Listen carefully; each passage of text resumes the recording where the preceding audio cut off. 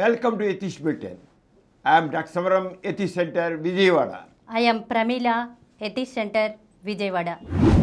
ముఖ్యాంశాలు నాస్తికత్వమే వ్యక్తిలో రీజనింగ్ని, లాజికల్ థింకింగ్ని సరిగ్గా ప్రవేశపెడుతుంది.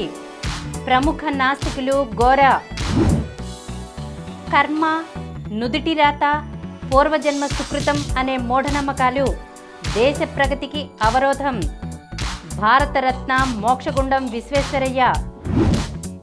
స్వర్గ నరకాలు ఒట్టి బోటకాలు డాక్టర్ సమరం. సనాతన ధర్మం దేశ సమైక్యతకు విఘాతం నాస్తిక కేంద్రం. ఈనాటి యువతని అమితంగా ఆకట్టుకుంటున్న నాస్తిక కేంద్రంలోని Gora technohub, Gora advanced health sciences exhibitions. సామాన్యులకి సైతం న్యాయపరమైన అవగాహన కలిగించడంలో ముందున్న సమరం ఛానల్స్లోని సమరం ఎక్స్పర్ట్ల యూట్యూబ్ ఛానల్. ముఖ్యాంశాలు చూశారు కదా, ఇక వివరాల్లోకి వెళ్దాం. డాక్టర్ గారు, నాస్తికత్వమే వ్యక్తిలో రీజనింగ్ని, లాజికల్ థింకింగ్ని సరిగ్గా ప్రవేశపెడుతుంది అని ప్రముఖ నాస్తికులు గోరా గారు అన్న మాటలను కాస్త వివరించండి. నిజమేనమ్మా, నాస్తికత్వమే వ్యక్తిలో రీజనింగ్ని, లాజికల్ థింకింగ్ని సరిగ్గా ప్రవేశపెడుతుంది. దాంట్లో సందేహం లేదు. నాస్తికత్వం అంటేనే వాస్తవికత, సత్యము. ఏదైనా సరే ఈ సత్యం అనా కాదా? మన సమాజంలో ఎన్నో నమ్మకాలు ఉన్నాయి. అవన్నీ చాలా మూఢనమ్మకాలు ఉన్నాయి. ఆచారాలు, సాంప్రదాయాలు ఉన్నాయి.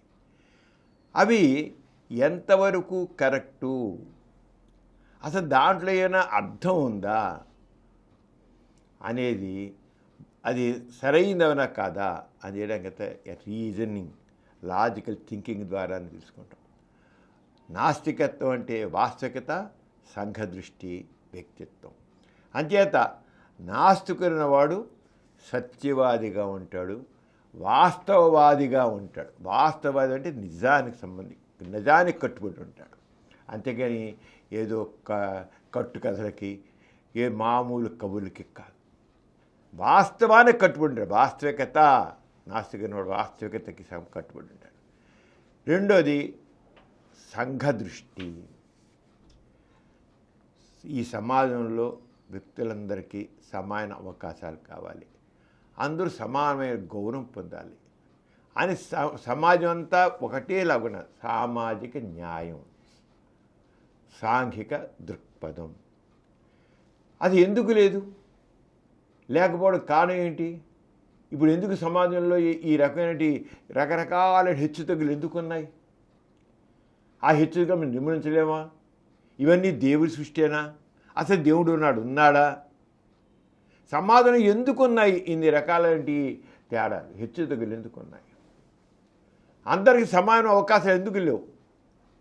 మరి నాస్తికత్వం అంటే సామాజిక న్యాయం, అలాగే సమానత్వం. ఎందుకు లేదు అనేది లాజికల్ థింకింగ్తో సమానత్వాన్ని ఏర్పరచడం, సామాజిక న్యాయాన్ని తెలియడం. అది ఎక్కడి నుంచి వచ్చింది? లాజికల్ థింకింగ్ అండ్ రీజనింగ్లో కావచ్చు. ఇక మూడోది వ్యక్తిత్వం ఉండడం. ఎందుకని అసలు మనిషి ఈ రకంగా ఒక రకమైన వీటన్నిటిని భరిస్తూ ఎందుకు కూర్చుంటున్నాడు? అసలు ఇన్ని రకాలైన అసమానతలు భరిస్తూ ఎందుకు ఉంటున్నాడు మనిషి? కారణం ఏంటి? కర్మ, దురదృష్టం, దురిత్రాత. ఆ దేవుడి అనుగ్రహం ఉంటే నిలవ ఉంటాను. ఒక దాసోహం, స్లేవ్ మైండ్ని ఈ మతం ఏం చేసినంటే మనుషుల్లో ఒక బానిస ప్రవృత్తిని ప్రవేశపెట్టింది. దాసం అయిపోవడమే, నేనేం చేయలేను, నేను నిమిత్త మాత్రుడిని అని ఒక రకమైన బానిస ప్రవృత్తితో నేనేం చేయలేను, తాను తగ్గించుకోవడం అన్నమాట. తన శక్తిని దాన్ని గుర్తించలేకపోవడం. నాస్తికత్వం అంటే వాస్తవికత, సంఘదృష్టి, వ్యక్తిత్వం. ఈ వ్యక్తిత్వంలో మెయిన్గా ఏంటి? మనిషి ఎందుకు అసలైన తన మంచితనాన్ని, గొప్పతనాన్ని ఎందుకని చూపించుకోలేకపోతున్నాడు? దీనికి అంతటికీ ఆస్తికత్వం. వ్యక్తిత్వం అంటే మనిషికి పుట్టుకతోనే ప్రతి వ్యక్తి కూడా సమానమైన గౌరవంతో పుడతాడు, పుట్టాలి కూడా. అది అతని బర్త్ రైట్. ఒక ఆత్మ గౌరవం ఉండడం అతని బర్త్ రైట్, పుట్టుకతో ఉండేది. కానీ ఎందుకంటే కొంతమంది అగ్గర కొలుస్తులే నేను గొప్పడు అనుకోవడం, నిమ్మర కొలుస్తులేమో నేనేం పాపం చేసుకున్నాను అని తాను ఎందుకు తగ్గించుకోవాలి? అసలు పుట్టుకతోనే మనిషి ప్రతి వ్యక్తికి ఆత్మగౌరవం కావాలి. కానీ ఆ మనిషి ఎందుకు అణిగి మడిగి ఉంటున్నాడు? ఈ మతం వల్ల. మతం ఎక్కడి నుంచి వచ్చింది? మతం అలాగా కొంతమంది స్వార్థపరులు ఈ రకాన్ని సృష్టించారు. వ్యక్తిత్వం అంటే ప్రతి వ్యక్తి స్వయం కృషితో పైకి రావగలడు. ఆత్మగౌరవంతో ఉండాలి. వ్యక్తిత్వం అంటే ఆత్మగౌరవంతో ఉండాలి. ఏ మాత్రం కూడా అసలు బానిస ప్రవృత్తి ఉండడానికి వీల్లేదు.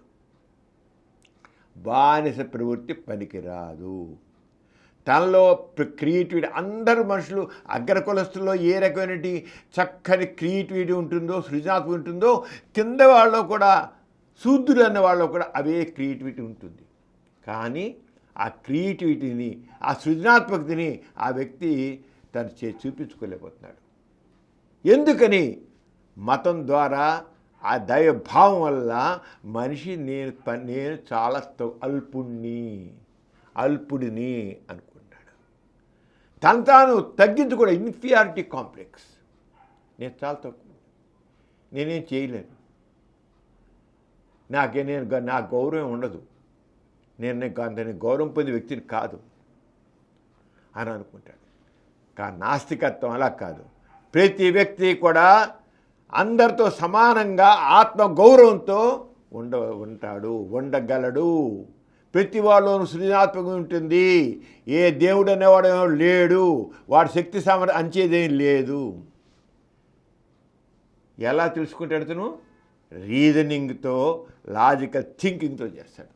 అంటే నాస్తికుడు అన్నవాడు రీజన్, లాజికల్ థింకింగ్ అలవచ్చుకుంటాడు. అంటే నాస్తికుడు అన్నవాడైతే వాస్తవాది అవుతాడు, సాగే సమార్థం కోరేవాడు అవుతాడు, వ్యక్తి గౌరవంతో ఉండేవాడు అవుతాడు. నాస్తికుడు అంటే అది. అంచేత గోరాగారు చెప్పినామని చెప్పారు, నాస్తికత్వమే వ్యక్తిలో రీజనింగ్ని, లాజికల్ థింకింగ్ని సరిగ్గా ప్రవేశపెడుతుంది అన్నారు. Yes, correct. ఆస్తికుల్లో ఆ రీజనింగ్ ఉండదు, ఆ లాజికల్ థింకింగ్ ఉండదు. అందుకని ఆస్తికత్వంలో దేవభావంతో ఉన్న మనుషులు అలా పడి ఉంటారు. ముఖ్యంగా ఎవరైతే దళితుల్లాగా ఉన్నారో, ఎవరైతే నిమ్మడి వర్గాల్లో ఉన్నారో, ఎవరైతే శూద్రులు అనుకుంటున్నారో, మరి కొద్దిమంది ఒక అడ్వాంటేజ్ పొంది ఒక గౌరవం పొంది ఉంటారు. తక్కిన వాళ్ళు అల్పులుగా ఉంటున్నారు. పాడల్లో ఉన్న కారణం ఏంటి? బానిస ప్రవృత్తి, దాసోహం, నేను నిమిత్త మాత్రుణ్ణి. ఇవన్నీ ఎక్కడి నుంచి వచ్చాయి? దైవభావం నుంచి వచ్చాయి, మతం నుంచి వచ్చాయి, మనిషి వచ్చాయి. కానీ ఎప్పుడైతే మనిషి రీజన్తో, లాజికల్ థింకింగ్తో ఇది కరెక్టేనా, ఇది నిజమేనా, ఆ దేవుడు ఉన్నవాడు ఉన్నాడా, ఏమిటి అసలు, ఉంటే ఎందుకు కనబడ్డు, ఎందుకు ఉండదు, అసలు ఈ దేవుడు ఏమైనా ఈ సమాజాన్ని తీసిపోయి అభివృద్ధి ఏమైనా ఎక్కడైనా సరే ఒక వరప్రసాదంగా ప్రసాదించింది నేను ఉందా? ఏది చేసినా ఎవడు చేశాడు? మనిషి చేశాడు. మనిషి కృషి వల్ల వచ్చింది, మనిషిలో చైతన్యం వల్ల వచ్చింది, మనిషిలో సృజనాత్మకత వల్ల వచ్చింది. అంతేగాని బానిసగా ఉన్నవాడు ఎవడు కూడా చేయలేడు. అందుకనే సమాజం అభివృద్ధి చెందలేదంటే తగిన చాలా కదా ఆ మత భావాలతో, ఆ బానిస ప్రవృత్తులను బట్టి. అంచేత నాస్తికత్వమే వ్యక్తిలో రీజనింగ్ని, లాజికల్ థింకింగ్ని సరిగ్గా ప్రవేశిస్తుంది, సరైన విధంగా. అంటే నాస్తికుడు వాళ్ళలో ఆ లాజికల్ థింకింగ్ ఉంటుంది, రీజనింగ్ ఉంటుంది. దాని గురించి మనం ఇవాళ స్పష్టంగా తెలుసుకున్నాం. ఎందుకంటే రీజన్ వల్లనే మానవాభివృద్ధికి, సంక్షేమానికి పునాది ఏర్పడింది. రీజనింగ్ ఎప్పుడైతే మనిషి అలా ఎదుగుతూ వచ్చాడో, ఆలోచిస్తూ వచ్చాడో, తను ఎంత ఇదంతా ఏంటి ఇదంతాను, సమాజంలో ఏంటి అసమానతలు ఏంటి తేడా, ఎందుకు ఉండాలి, కొంతమంది అలా ఉన్నారు, కొంతమంది ఏంటి, ఎప్పుడైతే రీజన్తో లాజికల్ థింకింగ్తో ఆలోచించాడో దానితో మానవాభివృద్ధి వచ్చింది, మనుషులో సమానత్వం వచ్చింది, పురోభివృద్ధి వచ్చింది, మనుషులకి సాంఘిక సంక్షేమం వచ్చింది. అంటే రీజన్తో వచ్చేదేంటి, మానవాభివృద్ధి, సంక్షేమం. ఏదైనా మానవాభివృద్ధి రావాలంటే సంక్షేమం రావాలంటే రీజనింగ్ కావాలి.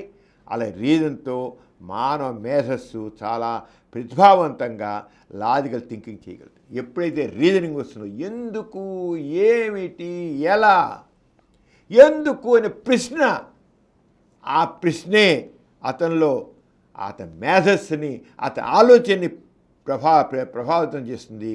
దాంతో లాజికల్ థింకింగ్ వస్తుంది. లాజికల్ థింకింగ్తో సమాజంతో తోడ్పడతాడు. అంచేత నాస్తికుడు అన్నవాడికే ఇలా ఉంటుంది. ఎప్పుడైతే ఆస్తికుడు అవుతాడో వాళ్ళు రీజనింగ్ ఉండదు. బ్లైండ్ దేవుడిని ఇలా పుట్టించాడు, నీ కర్మ, నీ దురదృష్టం అంటే కాబోలు, నీకు ఇంకా ప్రశ్నించే పని లేదు నా ఆస్తికుడికి, ప్రశ్నించడు. కానీ కొంతమంది ఆస్తికులుగా ఉన్నప్పటికీ అది పక్కన పెట్టి రీజనింగ్తో, లాజికల్ థింకింగ్తో పయనించబట్టే మానవాభివృద్ధి జరిగింది. అలాగే రీజనింగ్, లాజికల్ థింకింగ్తో ఏది నిజం, ఏది అబద్ధం అని స్పష్టంగా అర్థం చేసుకోవచ్చు. మనం ఏదైనా సరే ఏది కరెక్ట్, ఏది కరెక్ట్ కాదు అని తెలుసుకోవాలని. కానీ మనిషిలో రీజనింగ్ కావాలి, లాజికల్ థింకింగ్ కావాలి. అంటే అది ఎవరిలో ఉంది, నాస్తికుల్లో ఉంటుంది. తక్కిన వాళ్ళల్లో కొంతవరకు అలా ఆగిపోతుంది. కానీ ఎప్పుడైతే తను తెలుసుకుంటాడో, స్పష్టంగా తెలుసుకుంటాడో మార్పు చేసుకుంటాడు. ఇదంతా అబద్ధం. అంచేత రీజనింగ్తో మనకి ఏది నిజం, ఏది అబద్ధం అని తెలుస్తుంది. అలాగే మూఢనమ్మకాలు, మూఢ సాంప్రదాయాలు, అర్థం పర్థం లేని భావోద్వేగాలు రాజ్యమేలుతున్న సమాజంలో రీజన్ అనేది ఒక వెలుగుబాట ఏర్పరిచింది. మతం వెళ్ళింది అంతాను. అర్థం పర్థం లేని సిద్ధాంతాలతో దేవుడు, కర్మ, దురదృష్టం, నీటిరాత, పూర్వజన్మ, పునర్జన్మ, ఈ జాతకాలు, జ్యోతిష్యాలు, ఇప్పటికే జాతకాలు పిచ్చింది. వాళ్ళందరినీ ఏంటి వాడు ఆ జాతకాలు పెంచితో, జ్యోతిష్యాలు పెంచితో వాడు ఏ రకమైన ప్రోగ్రెస్ లేకుండా బాధపడుతూ ఏం చేద్దాం, నా కర్మ, నా జాతకం ఎలా ఉంది, నా జ్యోతికం ఎలా ఉంది, నా ఫేట్ ఎలా ఉంది అనుకుంటున్నాడు. కానీ ఎప్పుడైతే మూఢనమ్మకాలు, మూఢ సంప్రదాయాలు, అర్థం పర్థమైన భావోద్వేగాలు రాజమేలు సమాజంలో రీజన్ అనేది ఒక వెలుగుబాట ఏర్పరుస్తుంది. మానవత్వాన్ని, సత్యాన్ని, న్యాయాన్ని ఆ వెలుగుబాటపై పయనించేట్టు చేస్తుంది. అది కావాలంటే రీజన్ కావాలి. అందుకని అలుముకున్న మూఢాచారాలు, అంధకారాన్ని పటాపంచలు చేస్తుంది. ఈ మూఢాచారాల అంధకారాన్ని పటాపంచలు చేయాలంటే, వెలుగు కావాలంటే రీజన్తోనూ, రీజనింగ్, లాజికల్ థింకింగ్ అవుతుంది. అంటే స్పష్టంగా తీసుకోవాలి రీజన్, లాజికల్ థింకింగ్ అనేది. అది లేకపోవడం వల్లే మనం యుగాలుగా పడున్నాం. ఎప్పుడైతే నాస్తికత్వం పెరుగుతూ ఉంటుందో, ఎంత మేరకు నాస్తికత పెరుగుతుందో అంత మేరకు మానవత్వం వెలుగుతుంది. అలాగే మానవాభివృద్ధి కలుగుతుంది, సమాజ సంక్షేమం కుదురుతుంది. సాధారణంగా రీజన్ అంటే కారణంగా చెప్పున్నాం. ఏంట్రా రీజను అంటారు. రీజన్ అంటే కారణం. కానీ ఈ రీజన్ అనేది మనం ఎప్పుడైతే లాజికల్ థింకింగ్లో పెడతామో ఆ రీజన్ అక్కడ మూఢనమ్మకాలు, అర్థం పలేని ఆచారాలు, సాంప్రదాయాలు వివరణ విషయంలో బుద్ధి, జ్ఞానం, వివేకంతో కూడిన ఆలోచన విధానం అర్థం చేసుకోవాలి. రీజన్ అంటే ఏంటంటే, రీజన్ అంటే కేవలం కారణం ఏంట్రా కారణం అనేసి కాదు. రీజన్ అంటే దాంట్లో ఈ రంగం అన్న విషయాలన్నింటిలో కూడాను మనకున్న బుద్ధిని, జ్ఞానాన్ని, వివేకంతో కూడిన ఆలోచన విధానం రీజన్ అంటే కేవలం కారణం అని సరిపెట్టుకోవడం కాదు, దాన్ని అలా ఊరుకోవడం కాదు. రీజన్ అంటే నీలో ఉన్న బుద్ధిని, నీలో ఉన్న జ్ఞానాన్ని, వివేకాన్ని వాటిని క్రోడీకరించి అర్థం చేసే విధానాన్ని. క్లుప్తంగా చెప్పాలంటే రీజన్ అనేది బుద్ధి, జ్ఞానం, వివేకం. రీజన్ అంటే నువ్వు మామూలుగా తీసి రీజన్ అంటే కారణం అని నీకు డిక్షనరీ మీనింగ్ రావచ్చు. కానీ రీజన్ అనే దానికి వెనకాతల ఎంత అర్థం ఉందంటే బుద్ధి, జ్ఞానం, వివేకం. అందువల్లే నాస్తికుడు ఉన్నాడు ఈ అసమానత సహించడు, ఈ రకమైన మనిషి అణిగిమడిగా ఉన్న సహించడు, సాంఘిక న్యాయం కోసం పోరాడతాడు, ఆత్మ గౌరవం కోసం నిలబెడతాడు, సత్యం కోసం పోరాడతాడు నాస్తికుడు. అలాగే లాజికల్ థింకింగ్ అనేది సహజంగా మానవ మేధస్సుకి సంబంధించిన లక్ష్యం. ప్రతివాడు మనిషి సహజంగా రీజనింగ్, లాజికల్ థింకింగ్ రెండు ఉంటాయి. లాజికల్ థింకింగ్ కూడా ఎక్కడ వచ్చేవి కాదు, మానవ మేధస్సుకి సంబంధించిన లక్ష్యం లాజికల్ థింకింగ్ అనేది. రీజన్, లాజికల్ థింకింగ్ అనేవి మనుషుల్ని జంతువుల నుంచి వేరుగా చెప్పడానికి ప్రత్యేక గుణం. జంతువుల్లో రీజన్ ఉండదు, జంతువుల్లో లాజికల్ థింకింగ్ ఉండదు. అందుకనే యుగాలు గడిచిన ఆ జంతువులాగానే ఉన్నాయి, మనుషులా లేరే. అడవుల్లో మనుషులాగా ఉన్నాడు, ఆదిమకాల మనుషులాగా ఉన్నాడు మనుషుడు. మనందరం అలా ఉన్నామా? లేవే. కానీ యుగాల కిందటువంటి ఆ గాడిద కానీ, ఆ గుర్రం కానీ, ఆ ఏనుగు కానీ, ఇంకోటి కానీ, కోతి కానీ, ఇంకోటి మంచి కానీ, ఇంకోటి కాదు, ఏదైనా కాదు, అవన్నీ అలాగే ఉన్నాయి. ఏ రకంగా డెవలప్మెంట్ లేదు. మనిషే డెవలప్ అయ్యాడు. ఎందుకని? Reason, logical thinking. మనిషిలోనే ఆ రీజన్, లాజికల్ థింకింగ్, మేధస్సు, వివేకం, విజ్ఞానం అనేది మనిషిలోనే ఉన్నాయి. అంటే మనిషి యొక్క మేధస్సు అంచేత ఒక మానవ మేధస్సు పరిణితి చెందిన తర్వాత మనిషి ఆలోచనతో రీజనింగ్, లాజిక్ అనేది అది ఎంతో ముఖ్యంగా మారి. అంతే రీజన్ అనేది, లాజికల్ థింకింగ్ అనేది మనిషిలోనే ఉంటుంది. అవి జంతువుల నుంచి మనిషిని వేరు చేసి చూపించడానికి ముఖ్యమైనటువంటి లక్షణాలు. జంతువుకి మనిషికి ఏంట్రా తేడా? జంతువుకి మనిషి అంటే జంతువుల్లో రీజనింగ్ ఉండదు, జంతువుల్లో లాజికల్ థింకింగ్ ఉండదు, అవి మనిషిలో ఉంటాయి. అందుకల్లే మనిషి అభివృద్ధి చెందాడు, జంతువు అలాగే ఉంది. అంటే జంతువుని మనిషిని వేరు చేసి చూడాలంటే what is the difference between animal and human being అన్నప్పుడు రీజన్ అండ్ లాజిక్ థింకింగ్. అవే జంతువుల్ని మనిషి వేరు చేసి. మనుషులో రీజన్, లాజికల్ థింకింగ్ లేకుండా మూర్ఖంగా ఉంటే వాడో జంతు కింద లెక్క. ఆస్తికులు జంతువుల కింద ఒదిగిపోతారు. కానీ వాళ్ళు కూడా మనుషులే కదా, వాళ్ళకి మెదస్సు ఉంది కదా, ఆలోచిస్తారు. అందుకనే ఆస్తికత ఉన్నా సరే వాడిలో ఉన్నటువంటి రీజనింగ్, లాజికల్ థింకింగ్తో ఈ మానవ మేధస్సు అభివృద్ధి చెంది మానవ సమాజం పురోగమించింది. అలాగే రీజన్ అనేది మనిషి పరిపక్వత చెందిన తన మెదడుతో ఆలోచించడం, అర్థం చేసుకోవడం. రీజన్ అనేది మనిషి పరిపక్వత చెందిన తన మెదడుతో, పరిపక్వత అంటే అలా మెదడుకి పదును పెడుతుంటే, మేధస్సుకు పదును పెడుతుంటే, ఏదైనా మనం మేధస్సుని పదును పెట్టాల్సిందే. ఆలోచించాలి, థింక్ చేయాలి, రీజనింగ్తో, లాజికల్ థింకింగ్ చేస్తుంటే పదును పెడుతుంటే అప్పుడు దాని నుంచి వస్తుందన్నమాట. అది వివేకం, విజ్ఞత ఉపయోగించి సరైన ఆధారాలతో, సత్య నిరూపణతో స్పష్టమైన రావడం రీజనింగ్ అంటే. రీజనింగ్ మనం చెప్పి విజ్ఞత, వివేకం అని చెప్పుకున్నాం కదా. అంటే వివేకం, విజ్ఞత ఉపయోగించి సరైన ఆధారాలతో, సత్య నిరూపణతో స్పష్టమైన నిర్ణయానికి రావడం. ఫ్యాక్ట్ బేస్డ్, ఎవిడెన్స్ బేస్డ్ అంటాం ఏదో సరే, అది వస్తుంది. అదే లాజిక్ అనేది అయితే అది సైన్స్ ఆఫ్ రీజనింగ్. లాజిక్ అనేది సైన్స్ ఆఫ్ రీజనింగ్ అంటాం. లాజిక్ అనేది తర్కబద్ధంగా రీజనింగ్ని కరెక్ట్గా ఉపయోగించడం. తర్కబద్ధంగా, లాజికల్ థింకింగ్ అంటే తర్కబద్ధంగా రీజనింగ్ని కరెక్ట్గా ఉపయోగించడం. భ్రమలని, భ్రాంతులని, తప్పు సిద్ధాంతాలని, భావాలని, మోసపూరితమైన వాటిని విశ్లేషించి వాటిని పక్కన పెట్టడం, సత్యాన్ని తేల్చడం లాజికల్ థింకింగ్.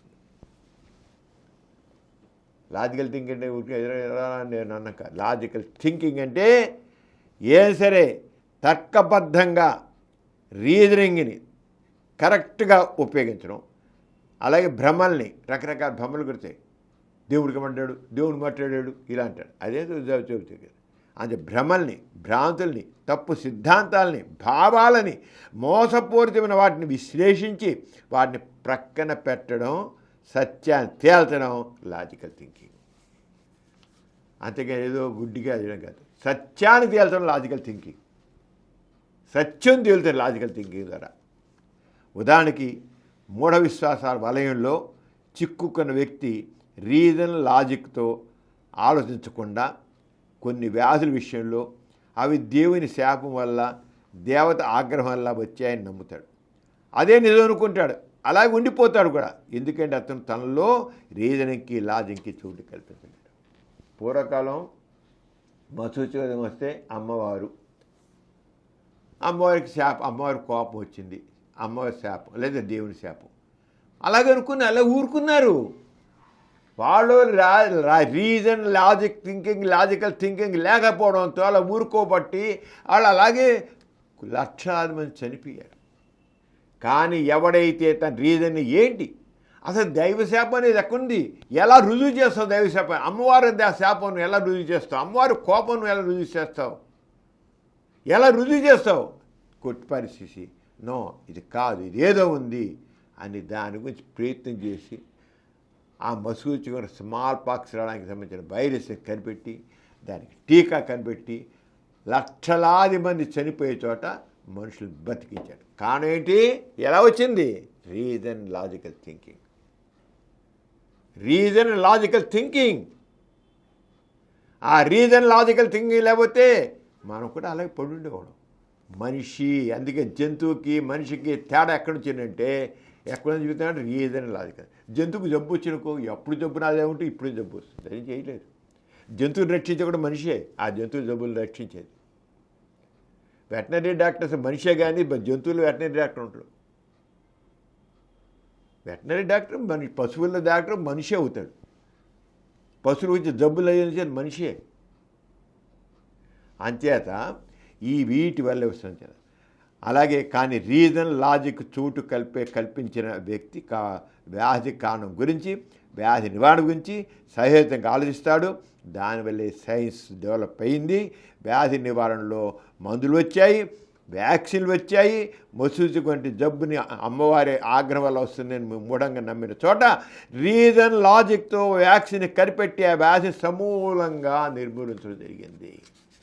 అంటే రీజనింగ్, లాజికల్ థింకింగ్ అనేది మానవాభ్యుదయానికి ఎంత ఉపయోగపడింది, ఇక ముందు కూడా ఎంత ఉపయోగపడుతుందో తెలుసుకోవాలి. సమాజం అభివృద్ధి చెందింది, మానవ అభివృద్ధి జరిగింది అంటే కేవలం రీజనింగ్ అండ్ లాజికల్ థింకింగ్ వల్లే జరిగింది. కానీ దేవుళ్ళో నమ్మకం వల్ల, ప్రార్థన వల్ల కానే కాదు.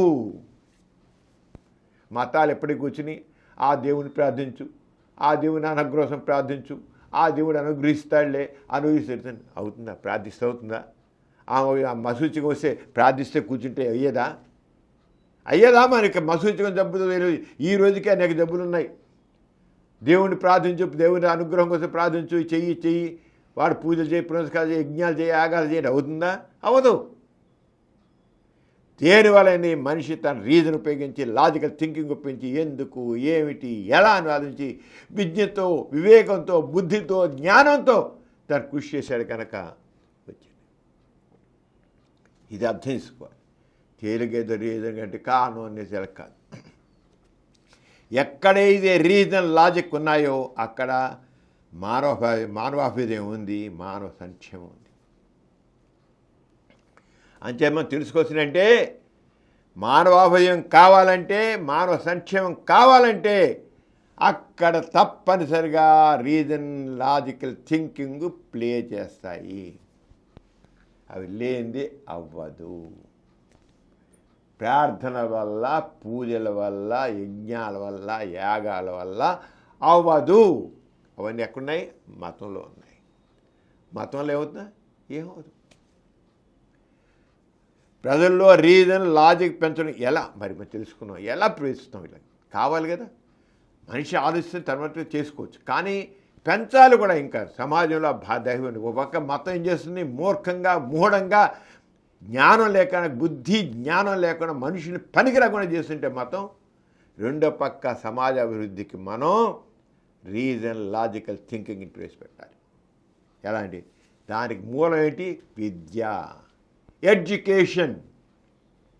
ఎడ్యుకేషన్ అంటే ఏదో మళ్ళీ పురాణ కథలు చెప్పడం, ఏదో దేవుడి కథలు చెప్పడం, అది కాదు ఎడ్యుకేషన్ అంటే.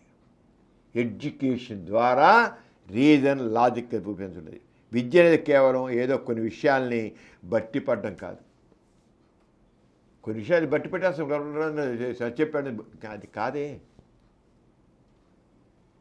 విద్య అనేది ఎలా ఆలోచించాలో నేర్పాలి. మనిషి ఎలా ఆలోచించాలి, ఆలోచించి రీజనింగ్తో లాజిక్లు అన్నమాట. ఎలాగంటే ఎలా ఆలోచించాలి, విద్య అనేది ఎలా నేర్పాలి, మనకు విద్యా విధానం ఎలా ఉండాలి. విద్య అనేది కేవలం కొన్ని విషయం బట్టి పడడం కదా చెప్పే కదా, అది విద్య అనేది ఎలా ఆలోచించాలో నేర్పుతుంది. సమస్యల్ని, విషయాలని నిష్పాక్షికంగా వాస్తవాల ఆధారంగా విశ్లేషించాలి. మనం నేర్పే విద్యా విధానం ఎలా ఉండాలంటే, నువ్వు ఏదైనా సరే ఏదో మతాన్ని దృష్టి పెట్టుకుని, ఏదో ఎవరు వీళ్ళు చెప్పారు, వాళ్ళు చెప్పారు, ఆ స్వామి చెప్పాడు, ఈ గురువుగారు చెప్పారు, లేదా ఎవరో ఈ ఋషి చెప్పాడు అని కాదు. దాని ప్రకారంగా నీ జ్ఞానం పెరగదు, విద్య పెరగదు. ఈ విజ్ఞానం రీజనింగ్ కాదు. అది రీజనింగ్ అంటే ఏంటే, ఎవరు ఏం చెప్పినా సరే నువ్వు ఆ విషయాల్ని నిష్పాక్షికంగా వాస్తవాల ఆధారంగా విశ్లేషించాలి. ఎలా వస్తుంది? విద్య ద్వారా వస్తుంది. అది నేర్పాలి. ఎవరో ఋషి గారు చెప్పారు, లేదా బావగారు చెప్పారు, అలా నమ్మొద్దు. మన విద్య ఎలా ఉండాలి, మనుషులు ఏ రంగాన్ని భావన కలిగించాలి, ఏదైనా సరే వాస్తవాల ఆధారంగా నువ్వు చెయ్యాలి. మూఢ విశ్వాసాలని, నమ్మకాలని గుడ్డిగా పాటించడం కాకుండా వాటిని ప్రశ్నించడం చేయాలి. ఎలా తప్పో చెప్పగలగాలి, ప్రశ్నించాలి. ఆ మూఢనమ్మకాలు ఎలా తప్పు కూడా చెప్పగలగాలి. అలాగే అది విద్యా విధానం. విద్య వల్ల మనిషి విద్య ఎలా నేర్పాలి, విద్య అనేది ఏ రంగా ఉండాలి అంటే, విద్యా విధానం ఎలా ఉండాలంటే, నువ్వు నేర్పే విషయం ఏదైనా సరే మూఢంగా నమ్మడం కాదు. ప్రతిదాన్ని నువ్వు ప్రశ్నించు, పరిశీలించు, పరీక్షించు, వాస్తవాన్ని నిగ్గు తేల్చు, దాన్ని అప్పుడు నిజం నువ్వు. అలాగే శాస్త్రీయ దృక్పథాన్ని పెంపొందించుకోవాలి. జ్ఞాన సంపద ఉత్సుకత పెంపుతుంది. శాస్త్రీయ ఇంకా పేసే ఎందుకు ఏమిటి అలాంటి దాంతో నిరంతరం జ్ఞానం పెంచుకునే విధంగా ఉండాలి. జ్ఞానం నిరంతరం పెంచుకోవాలంటే కానీ ఇంతే జ్ఞానం అనుకోవడం. జ్ఞానం అపారం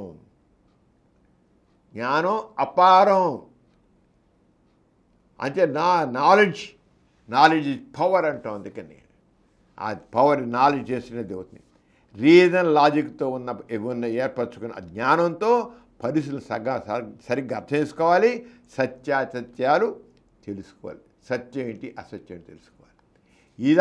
ఇది ఎక్కడి నుంచి వస్తుంది? ఈ రంగం ఎడ్యుకేషన్ ఎక్కడి నుంచి వస్తుంది? రీజన్ అండ్ లాజికల్ థింకింగ్ ద్వారా వస్తుంది. మతం ద్వారా వస్తుందా? ఆస్తిక భావాల వల్ల వస్తుందా? పురాణ గాథల వల్ల వస్తుందా?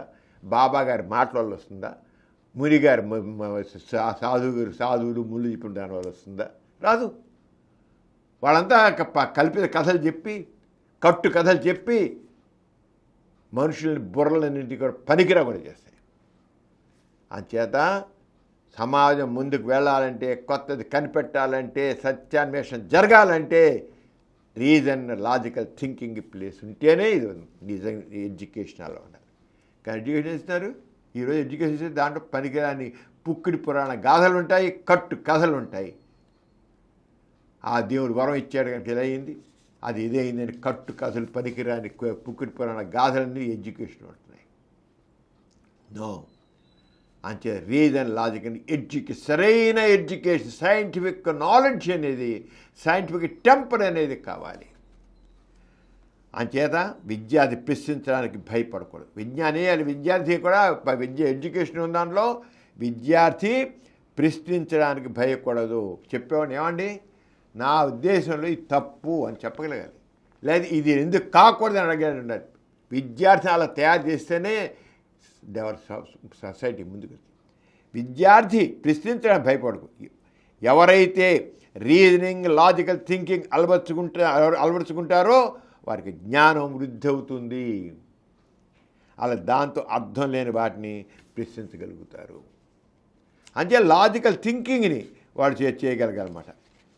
అలాగే రీజన్ లాజిక్తో క్రిటికల్ థింకింగ్ పెంపుతుంది. Critical thinking, reason logic, critical thinking అంటే ఏమిటి? క్రిటికల్ థింకింగ్ అనేది అందుబాటులో ఉన్న వాస్తవాలు, అంటే కొన్ని వాస్తవాలు ఉన్నాయి, కొన్ని రియాలిటీ అవి సత్యాలుగా నిరూపణ విషయాలు ఉన్నాయి. వృత్తి సైన్స్ సూత్రాలు ఉన్నాయి. అవి చాలా అప్పటి వరకు సత్యాలుగా ఉన్నాయి సైంటిఫిక్. తర్వాత వాటికి కొద్దిగా ఇటుగా తేడా ఉండదు, యాడ్ చేయొచ్చు.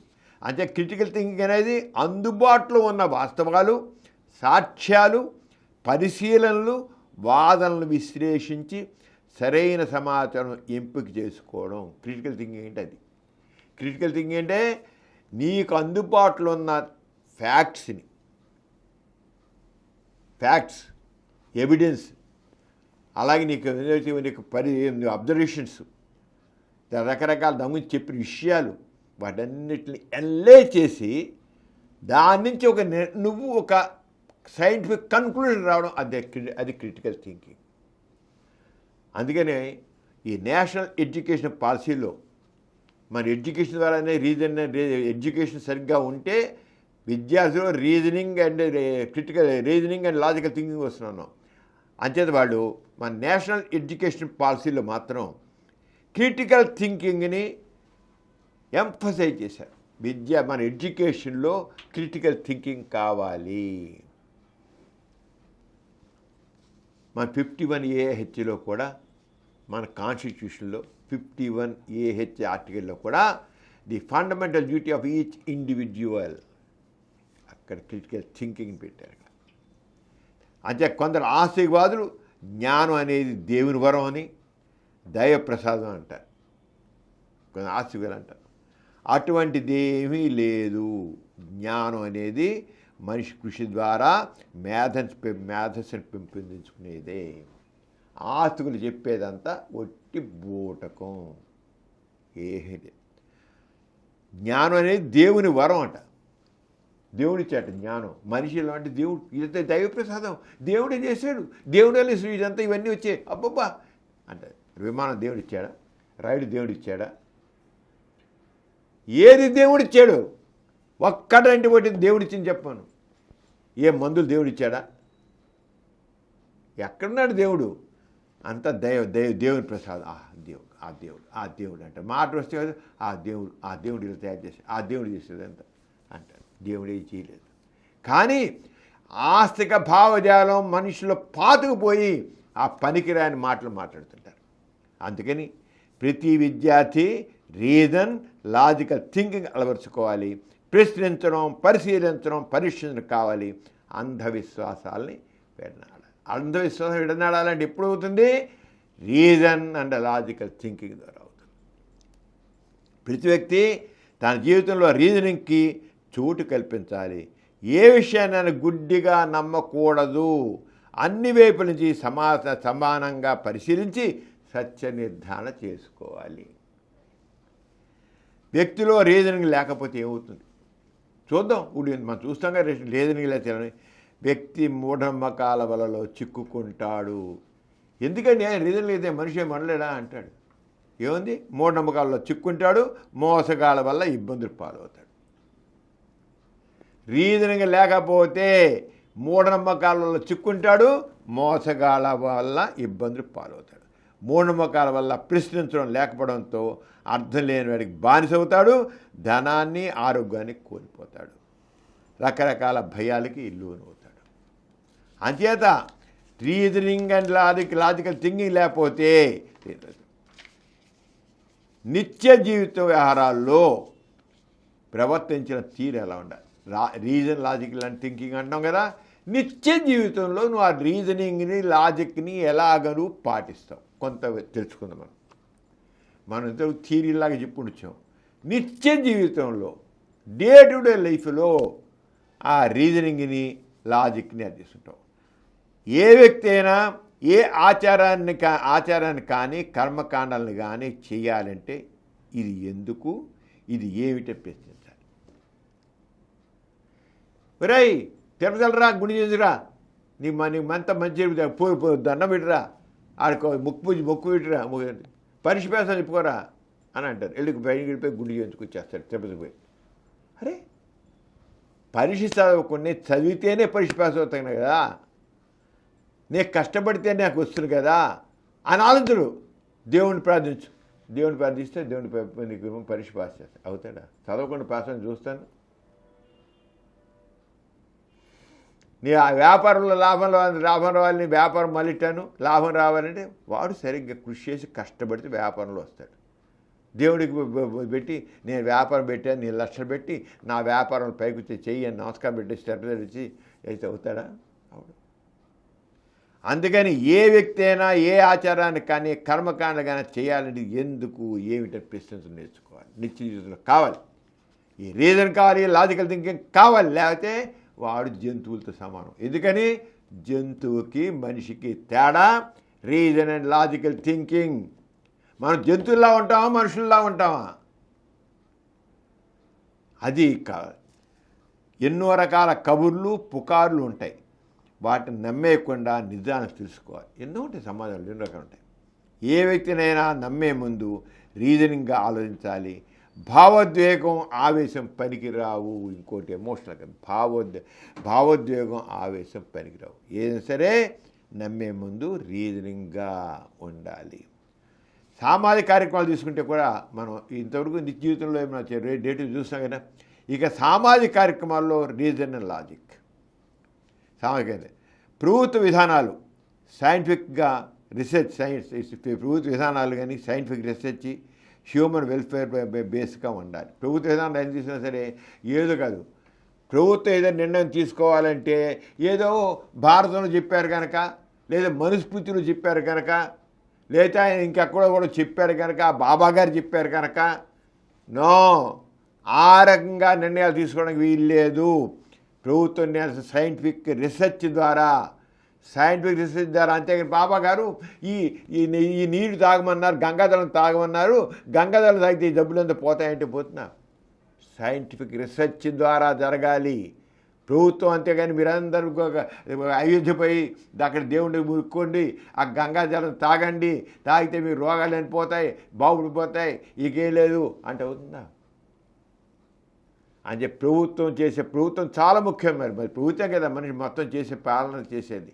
అని చెప్పి ప్రభుత్వ నిర్ణయాలు కూడా ఎలా ఉండాలి? సైంటిఫిక్ రీసెర్చ్, హ్యూమన్ వెల్ఫేర్ బేస్డ్గా ఉండాలి. కానీ మత విశ్వాసాల ఆధారంగానూ మూఢనమ్మకాల ఆధారంగానూ ఉండకూడదు. ఇప్పుడు జరుగుతున్న గవర్నమెంట్ ఏం చేస్తుంది? మనుషులందరినీ తిరుపతి వెళ్ళండి, అయోధ్య పోండి, ఇంకో కాశీ వెళ్ళండి అని మనుషుల్ని పక్కదారి పట్టిస్తుంది. వాళ్ళందరినీ పనికి రాకుండా చేస్తుంది. ప్రభుత్వం చేయడానికి వీల్లేదు. ప్రభుత్వం ఏం చేయాలి సరే సైంటిఫిక్గా ఉండాలి. ఆరోగ్య ప్రణాళికలు కూడా మెడికల్ సైన్స్ మీద ఆధారపడి ఉండాలి. మెడికల్ రీసెర్చ్ ఎంతో జరుగుతుంటుంది, మెడికల్ సైన్స్ ఉండాలి. కానీ జ్యోతిషం జాతకాల ప్రకారం కాదు. మెడికల్ ఆరోగ్య ప్రణాళికలు హెల్త్ ప్రణాళిక చేస్తాం, ఎలా ఉండాలి? మెడికల్ సైన్స్ ఆధారపడి ఉండాలి. కానీ జ్యోతిషాలు జాతకాల ప్రకారం కాదు. జ్యోతిష్యులు చెప్పారు కనుక ఇలా చేస్తానని చెప్పను, నో. అలాగే పర్యావరణ పరిరక్షణ, ఇప్పుడు ఎంతో పొల్యూషన్ ఉంటుంది. ఆ పొల్యూషన్ కానీ ఇంకోటి కానీ ఎందుకంటే పర్యావరణ పరిరక్షణ ప్రణాళికలు పర్యావరణ శాస్త్ర ప్రకారంగా ఉండాలి. కానీ పురాణ గాథల ప్రకారం కాదు. పురాణ గాథలు ఇది ఆడెవడ హనుమంతుడు ఒక కొండని ఇలా మోసుకెళ్ళాడు, అక్కడ పెట్టాడు, ఇలా చేసిన కథలు చెబుతారు. నో, అర్థం పడవని కల్పిత గాథలు. ఏదైనా సరే సైన్స్ ప్రకారంగా ఉండాలి, లాజిక్గా ఉండాలి, లాజికల్ థింకింగ్ ఉండాలి. కానీ పురాణ గాథలు, కోర్టు తీర్పులు కూడా రుజువు మీద ఆధారపడి ఉండాలి. కానీ భావోద్వేగాలు పెట్టి కాదు.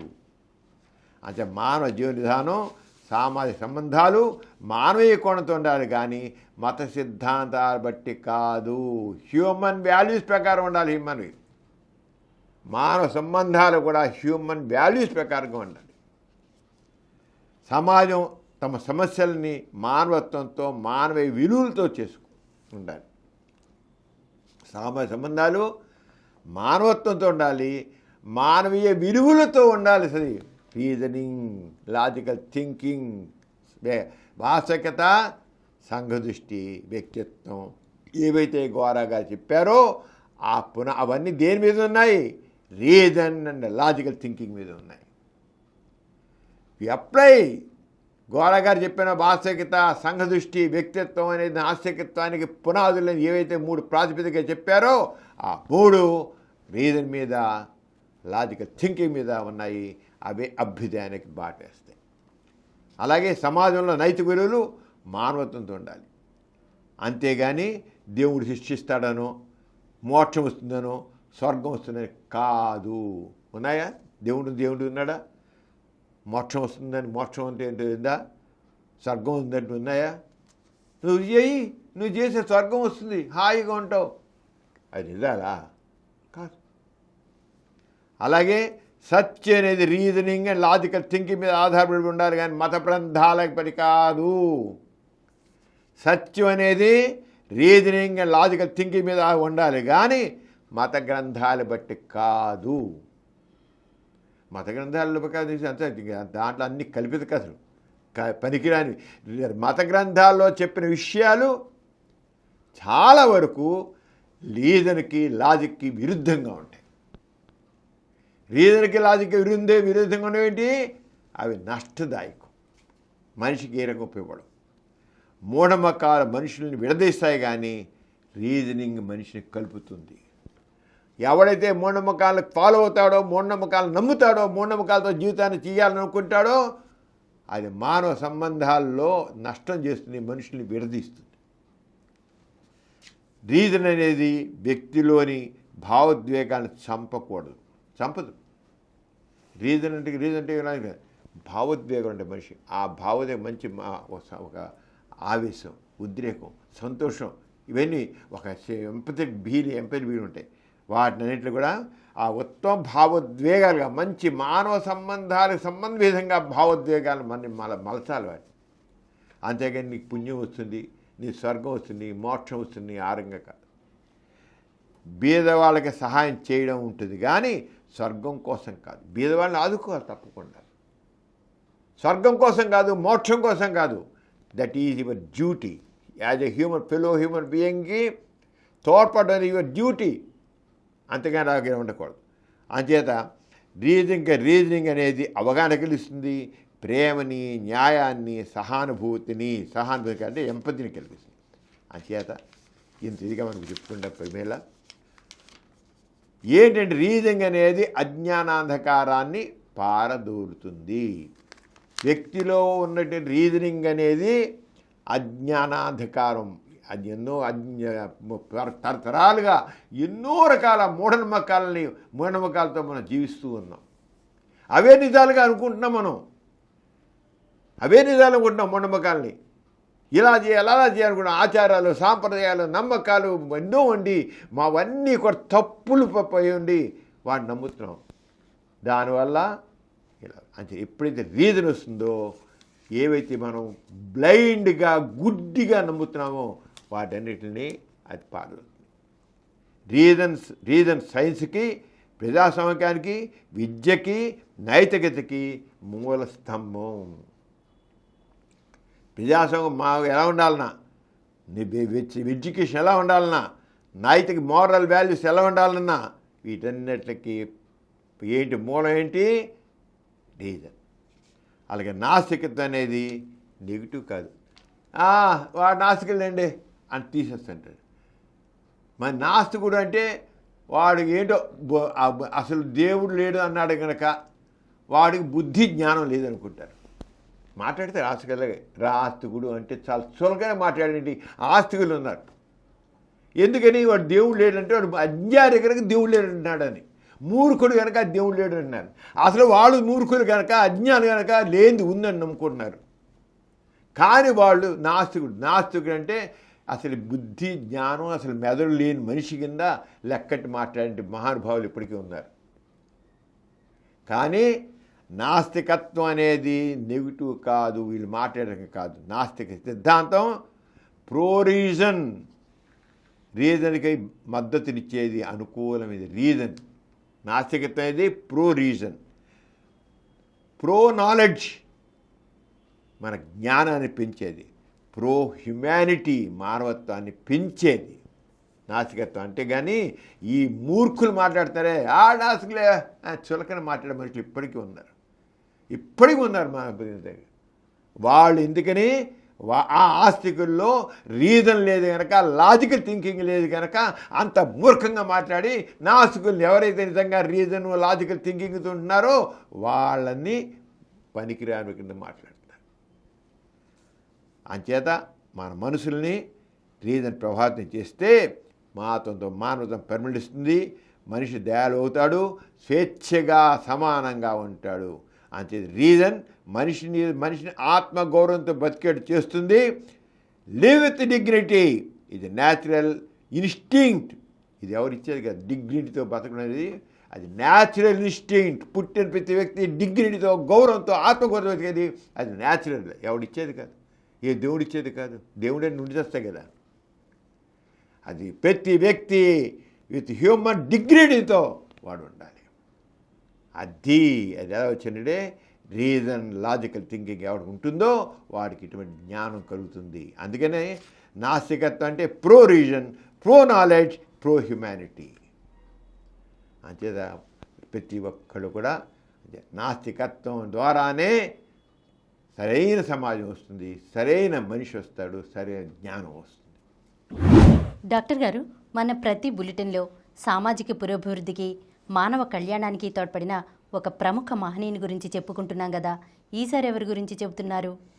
ప్రిమిరా కర్మ, నిధిరాత, పూర్వజన్మ సుకృతం అనే నమ్మకాలు దేశ ప్రగతి అవరోధం అని ఘంటాపదంగా చెప్పిన వాళ్ళు మరి భారతరత్న మోక్షగుండం విశ్వేశ్వరయ్య గారు. ఆయన సైంటిస్ట్, ఆయన ఎంత స్పష్టంగా చెప్పాడంటే కర్మనే కానీ నూరిరాతని కానీ పూర్వజన్మ సుకృతం అనే నమ్మకాలు దేశ ప్రగతికి ఎంత మేరకు మన సమాజంలో నా కర్మ, నా దురదృష్టం, నా నూరిరాత, ఈ పూర్వజన్మలో ఏం చేసుకున్నానో అనే ఫీలింగ్స్ ఎంత మేరకు సమాజంలో మనుషులు ఉంటారో సమాజం ముందుకు వెళ్ళదు. మూఢనమ్మకాలు సమాజ ప్రగతి అవరోధం. అంటే మూఢనమ్మకాలు విడనాడనండి. ఈ చాలా కామన్ కర్మ, నూయిరాత, ఇవన్నీ పూర్వజన్మ ఇవన్నీ భావాలు చాలా కామన్ కదా. వాటినన్నింటిని వదిలిపెట్టండి, అప్పుడే మన దేశం అభివృద్ధి సాధిస్తుంది, అప్పుడే మన దేశం ముందుకు వెళుతుంది. ఆ భావజాలం నుంచి బయటపడాలి అని చెప్పి ఘంటాపదం చెప్పాడు మోషన్. అది కావాలి మనం. ఆయన ఇంకా పైగా ఉన్నాడు, మన దేశంలో మన సమాజంలో ఎన్నో మత గ్రంథాలు ఎన్నో నీతి సూత్రాలు చెప్పే కానీ అవి ఆ నీతి సూత్రాలు అప్పటివి కొన్ని వేల ఏళ్ల కిందట అప్పుడు పరిస్థితుల ప్రకారం అవి రూపొందించారు. వాళ్ళ జ్ఞానం బట్టి, వాళ్ళ అవగాహన బట్టి, వాళ్ళ బుద్ధులు బట్టి, అప్పుడు వాళ్ళ బుద్ధులు అలా ఉన్నాయి, దాని ప్రకారం అలా ఉన్నాయి. కానీ ఇప్పుడు మాత్రం అవి ఏ మాత్రం కూడా పనికి వాస్తవం కాదు, అవన్నీ వాస్తవం కాదని తేల్చిపరిచాడు ఆయన. చేశారు, చాలా చెప్పారు, నీతి సూత్రాలు చాలా చెప్పారు. ఆ రోజుల్లో పూర్వకాలం కూడా నీతి సూత్రాలు చెప్పారు. కానీ అప్పుడు వాళ్ళకున్న అవగాహన బట్టి వాళ్ళు అలా చెప్పుకుని వచ్చారు. మొట్టమొదటిలో ఇప్పుడు పిల్లలు అడుగులు వేస్తుంటే, చిన్న పిల్లలు అడుగులు వేస్తుంటే తప్పుడు పడుతుంటే లేస్తుంటే అవి అడుగులా, సరైన అడుగులా? కానీ అవి అడుగులు అనుకుంటే తప్పు కదా. కానీ మనం అవి అడుగులు అనుకుంటాం, కాదు అసలు నువ్వు నేనేసే అడిగి. కానీ మన వాళ్ళు ఈ రోజుకి ఆనాడు ఇప్పుడు కొన్ని వేల సంవత్సరాల క్రితం చెప్పిన విషయాల్ని ఇప్పటికీ సనాతన ధర్మం అని చెప్పి మనం మూఢంగా నమ్ముతున్నాం. సనాతన ధర్మం, ఎటర్నల్ ఫ్యాక్ట్స్, ఆ ఎటర్నల్ ఫ్యాక్ట్స్ అనే దాన్ని మోక్షగుండం విశ్వేశ్వరయ్య కొట్టారు. ఆనాడు చెప్పినవి వాటిని నమ్మడం అనేది కరెక్ట్ కాదు, అవి వాస్తవాలు కూడా కాదు అని గంటపదం చెప్పాడు. సైంటిస్ట్ కనుక అంత స్పష్టంగా సైన్స్ అనేది సైన్స్ కూడా ఇవాళ కొన్ని ఫ్యాక్ట్స్ ఉంది, రేపు పూర్తిగా అదే నిజం కాకపోవచ్చు, దానికి ఎడిషన్ ఉంటుంది, కొన్ని డిలీషన్ ఉంటుంది. అసలు ఫ్యాక్టే, చాలా వరకు ఫ్యాక్టే, కానీ పూర్తిగా కాదు, దానికి యాడ్ చేయడం ఉండొచ్చు, కొన్ని తేడా తీసేయాల్సి వస్తుంది అని సైంటిస్ట్ కనుక అది చెప్పాడు. కొండ బద్దలు కొట్టినట్లు ఆయన చెప్పారు.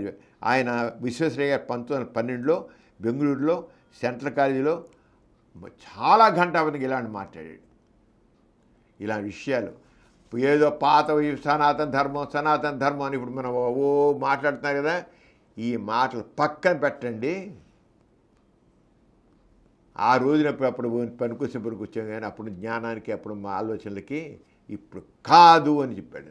అంత స్పష్టంగా చెప్పాడు. నవతరం చదువు, సుశక్తి, విశ్వాసం కావాలి. నవతరంలో చదువు మీద శ్రద్ధ కావాలి, సుశక్తి, విశ్వాసం కావాలి, విశాల భావాలు పెంపొందించుకోవాలి. అదే పదే చెప్తుంటాడు. అంటే new thought process, thinking process రావాలి.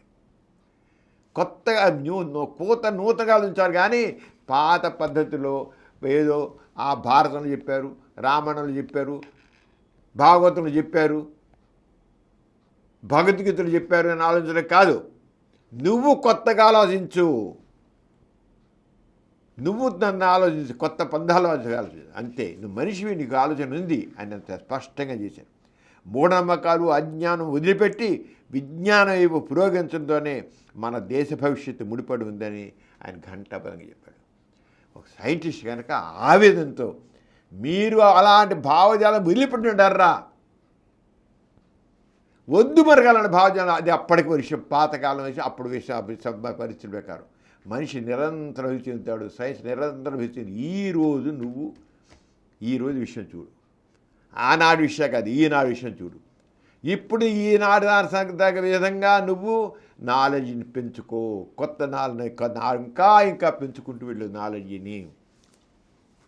విశ్వేశ్వరయ్య గారు మరి అరంగా అజ్ఞానం, అకర్మణ్యం అధికంగా ఉన్న 19వ శతాబ్దంలో ఆయన 1861 సెప్టెంబర్ 15న కర్ణాటకలోని తెలుగు ప్రాంతమైన కోలార్ జిల్లా ముద్దనీరులో ఒక సామాన్య కుటుంబంలో జన్మించారు. చిన్నప్పుడే తండ్రి చనిపోయాడు. ఆయన అఖండ ప్రజ్ఞాశాలి. ఆయన తండ్రి చనిపోయి విశ్వేశ్వరయ్య గారు మ్యాన్మా వద్ద బెంగళూరులో సెంట్రల్ హై స్కూల్లోను, సెంట్రల్ కాలేజీలో చదువుకుని పూనా ఇంజనీరింగ్ కాలేజీలో అత్యంత ప్రభావవంతుల విద్యార్థిగా గుర్తింపు పొందారు.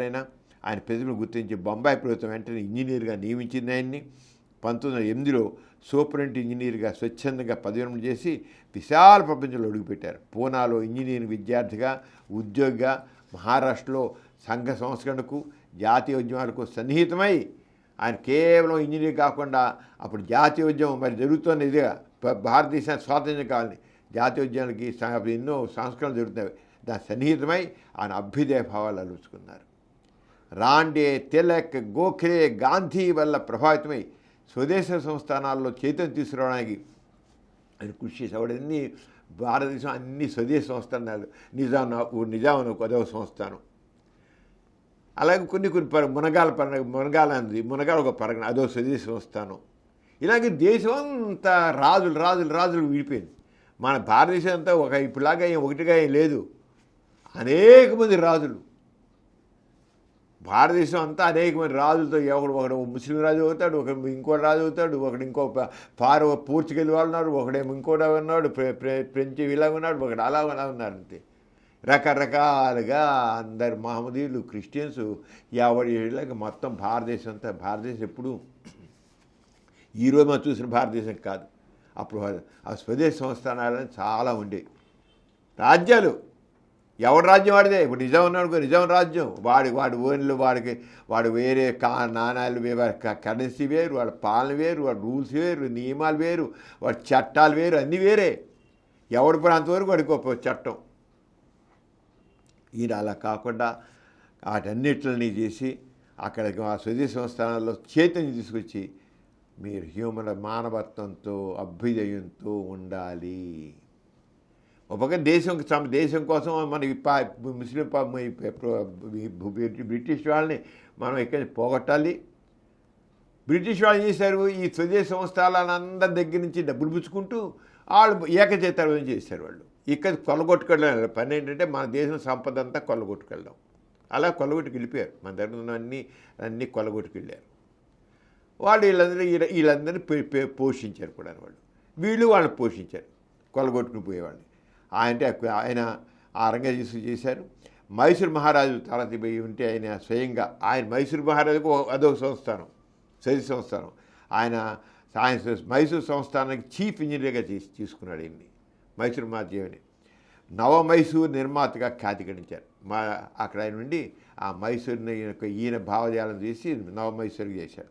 ఒక ద్రష్టగా, ఒక సెక్యులర్ భావాలు, శాస్త్రీయ దృష్టి, జాతీయ దృష్టి, అపార శిక్ష సామర్థ్యాల వ్యక్తిగా దేశంలోని 700 స్వదేశీ సంస్థానాల్లో మైసూర్ని అగ్రగామిగా రూపొందించిన తీశారు. అప్పుడు ఎన్ని ఉన్నాయి? చిన్న చిన్న సామ్రాజ్యాలు 700 ఉన్నాయి. 700 స్వదేశీ సంస్థానాలు ఉంటే ఈయన మైసూర్ మహారాజు ఆయన అక్కడ అపాయింట్ చేస్తే మొత్తం 700 స్వదేశీ సంస్థానాల్లో మైసూర్ నెంబర్ 1గా చేశాడు. అంటే ఎంత తెలివిగలవాడు, ఎంత పాలనాదక్షుడు, ఎంత ముందు చూపు ఉందో అర్థం చేసుకో.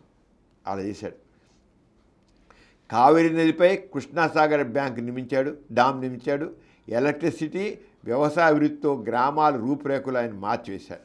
శాస్త్రీయ విద్యా విధానం కావాలి, సైంటిఫిక్ నాలెడ్జ్ ఉంటే కావాలి, బౌద్ధ్యం తెలియపోవాలి. సైన్స్ పరిశోధనకు ఇండియన్ ఇన్స్టిట్యూట్ ఆఫ్ సైన్స్ ప్రారంభించాడు.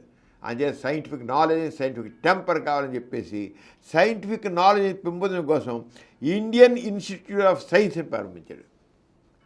అలాగే ఒక పక్క మైసూర్ సంస్థాన పారిశ్రామిక ప్రగతికి నాంది పలికారు. ఆంగ్లేయులను ఎదిరించి భద్రావతి స్టీల్ మిల్ ప్రారంభించాడు. ఆయన బెంగళూరులో విమానాల ఫ్యాక్టరీ పెడదాం అనుకున్నాడు. అంటే నీవు సైంటిస్టు ఎంతైనా చేయగలడు చూడు. అందులో ఒక మూఢనమ్మకాలు లేని సైంటిస్టు విమాన ఫ్యాక్టరీ గవర్నమెంట్ బ్రిటిష్ వాళ్ళు ఉన్నారు కదా, అడ్డుపడ్డారు చేయని వాళ్ళు. రాష్ట్ర పరిపాలనలో సామర్థ్యం పెంచడానికి ఎఫిషియన్సీ ఆడిట్ ప్రవేశపెట్టాడు. శాస్త్రీయ సర్వేల ద్వారా ప్రజల సాంఘిక ఆర్థిక పరిస్థితులు తెలుసుకుని తద్వారా ప్రణాళికబద్ధ పాలనకు పూనుకున్నారు. దేశ పారిశ్రామిక ప్రగతి కావాలంటే 7 ఎమ్ములు కావాలన్నాడు ఆయన. పారిశ్రామిక అభివృద్ధి అంటే 7 ఎమ్ములు. ఏంటి ఎమ్ములు అంటే ఆయన 7 మెల్లు కావాలి సార్. ఈ దేశాభివృద్ధికి మూఢనమ్మకాలు పని కానీ, కుటుంబ నియంత్రణ కావాలని, పారిశ్రామిక అభివృద్ధి ద్వారాని ఆశయంలో మన దేశం అగ్రగామి కాగలదని నిర్దేశంగా ప్రకటించారు. ఆయన ప్రజాస్వామికానికి, సెక్యులర్ విధానానికి అత్యంత ప్రాధాన్యత ఇచ్చారు. భారతదేశంలో సెక్యులర్ 18వ శతాబ్దంలో సెక్యులర్ భావజాలం వచ్చింది మనకు తెలుస్తుంది. అంచేత ఆయన సెక్యులర్, ఈయన కూడా సెక్యులర్గా ఏదైనా ఏ పాలనైనా సెక్యులర్గా ఉండాలి అని చేసేశారు. విద్యావేత్తకి ఆయన అత్యంత ప్రాధాన్యత ఇచ్చారు. కులం, మతం ప్రాతిపదికగా కాకుండా సెక్యులరిజం ప్రాతిపదికగా సమానత్వం ఆధారంగా భారత పౌరులు మెలగాలని ఆయన పదే కోరారు. 6 సార్లు ప్రపంచంగా పర్యటించారు. మన దేశ ప్రగతికి జపాన్ ఆదర్శం కావాలని కోరారు. నిజం, జపాన్ చాలా అడ్వాన్స్ ఉంది. జపాన్ ఆదర్శంగా తీసుకోవాలి. 1950లో ఆయనకు భారతరత్న బిరుదుని ప్రభుత్వం ప్రదానం చేసింది. 1950లో 1960లో తన సత్యజయంతి కూడా జరిగింది. 1960 సత్యజయంతి జరిగింది. ఆ జన్మ విశ్వేశ్వరయ్య కళ్ళారు చూశారు. తన 100 ఏళ్ళ పండుగ. మరి అంత గొప్పవాడు భారత ప్రభుత్వం 1960లో మన స్వాతంత్రం ఇచ్చాక ఆ సత్యజయంతి చెప్పింది. 1962 ఏప్రిల్ 14న మోక్షగుణ విశ్వేశ్వరయ్య తుది శ్వాస విడిచారు. ఆయన జీవితం, కృషి, అభ్యుదయ భావాలు, సెక్యులరిజం అందరికీ ఆదర్శప్రాయంగా మనం తీసుకోవాలి. ఇదమ్మా, ఇలా ఒక సైంటిస్ట్ ఉన్నవాడు ఎవరైతే సెక్యులర్గా ఉంటారో, ఎవరైతే ఒక నాస్తిక భావజాలం ఉంటుందో వాళ్ళు సమాజానికి తప్పుతారు. ఇప్పుడు విశ్వేశ్వరయ్య గారు మూఢనమ్మకాల పనికిరావు, కాన్వదూషణ పనికిరాదు. ఈ నాస్తిక చైతన్యం ఉండబట్టే ఆయన అంత చేయగలిగాడు. నాస్తిక చైతన్యం వాళ్ళు ఎప్పుడు కూడా అభ్యుదయాన్ని కోరుతారు. నాస్తిక చైతన్యం వాళ్ళు లేని వాళ్ళు అలాగే పడుంటారు. ఏనేది వాళ్ళు అభ్యుదయం కనబడదు, వాళ్ళు ఒక ప్రోగ్రెస్ కనబడదు.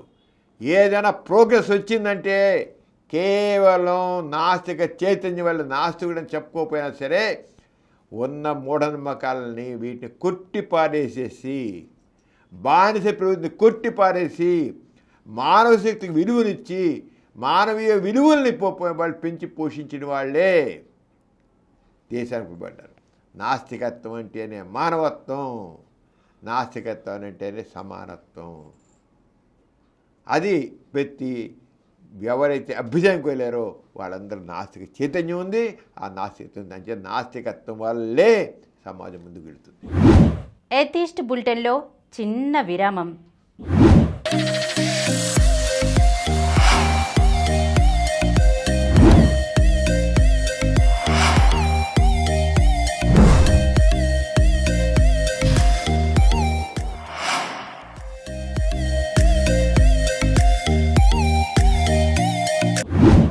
ఎథీస్ట్ బులెటిన్కి తిరిగి స్వాగతం.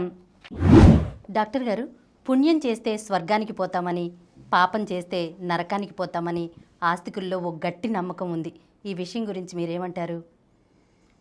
చూడమ్మా, మనం ఇవాళ చెప్పుకున్నాం రీజనింగ్, లాజికల్ థింకింగ్ అని. రీజనింగ్ ప్రకారంగా రాజంగిత ప్రకారం చూస్తే అసలు స్వర్గాలు నరకాలు ఉన్నాయా? అసలు దేవుడు, ఆత్మ, పరమాత్మ అసలు ఉన్నాయా? అసలు ఏమైనా టెస్ట్కి నిలబడతాయా? అవి కేవలం నమ్మకాలు, అర్థం పర్థలే నమ్మకాలు, మూఢ నమ్మకాలు. అవి ఈ స్వర్గ నరకాలు అన్నీ కూడా అవే మూఢనమ్మకాలు. ఇవన్నీ కట్టు కథలు. స్వర్గం లేదు, నరకం లేదు. ఇప్పుడు మనకి స్పేస్ సైన్స్ ఎంతో వస్తుంది. విశ్వం విస్తరిస్తోంది. ఎక్కడ స్వర్గం చెప్పు? ఇంత వెళ్తుంది. ఏ సైంటిస్ట్ అయినా స్పేస్ సైంటిస్టు ఇక్కడ స్వర్గం ఉందని పాయింట్ అవుట్ చేయగలుగుతున్నాడా? ఇక్కడ నరకం ఉందని పాయింట్ చేస్తున్నాడా? ఎక్కడ ఏ చోటైనా నీకు ఉంది అసలు? విశ్వం అలా విస్తరించుకుని వెళ్తుంది. ఎక్కడ కనబడింది ఇంతవరకు? మనం ఎక్కడ కూడా తెలుసుకోకుండా కోటాన మైళ్ళ దూరంలో ఉన్నా మనం చూస్తున్నాం. అంతే. దీంట్లో ఎక్కడైనా కనబడుతుందా? ఏమిటి? మూఢనమ్మకాలు కాకపోతే మరి ఏంటి?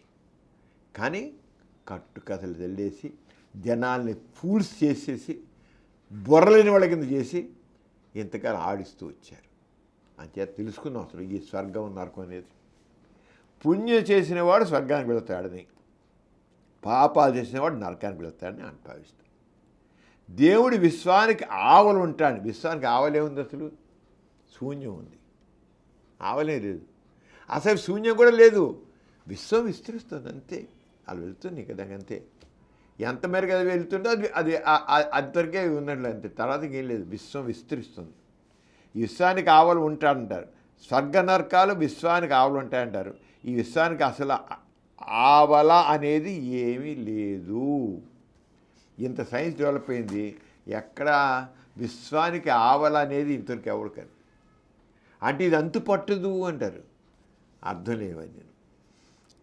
దేవుణ్ణి పరలోకవాసి అని, పరలోకం ఎక్కడ ఉందో ఎవరికీ తెలియదు. పరలోకవాసి అంటారు. పరలోకం ఎక్కడుంది? అన్నీ ఊహాగానాలే. ఖగోళ శాస్త్ర ప్రకారంగా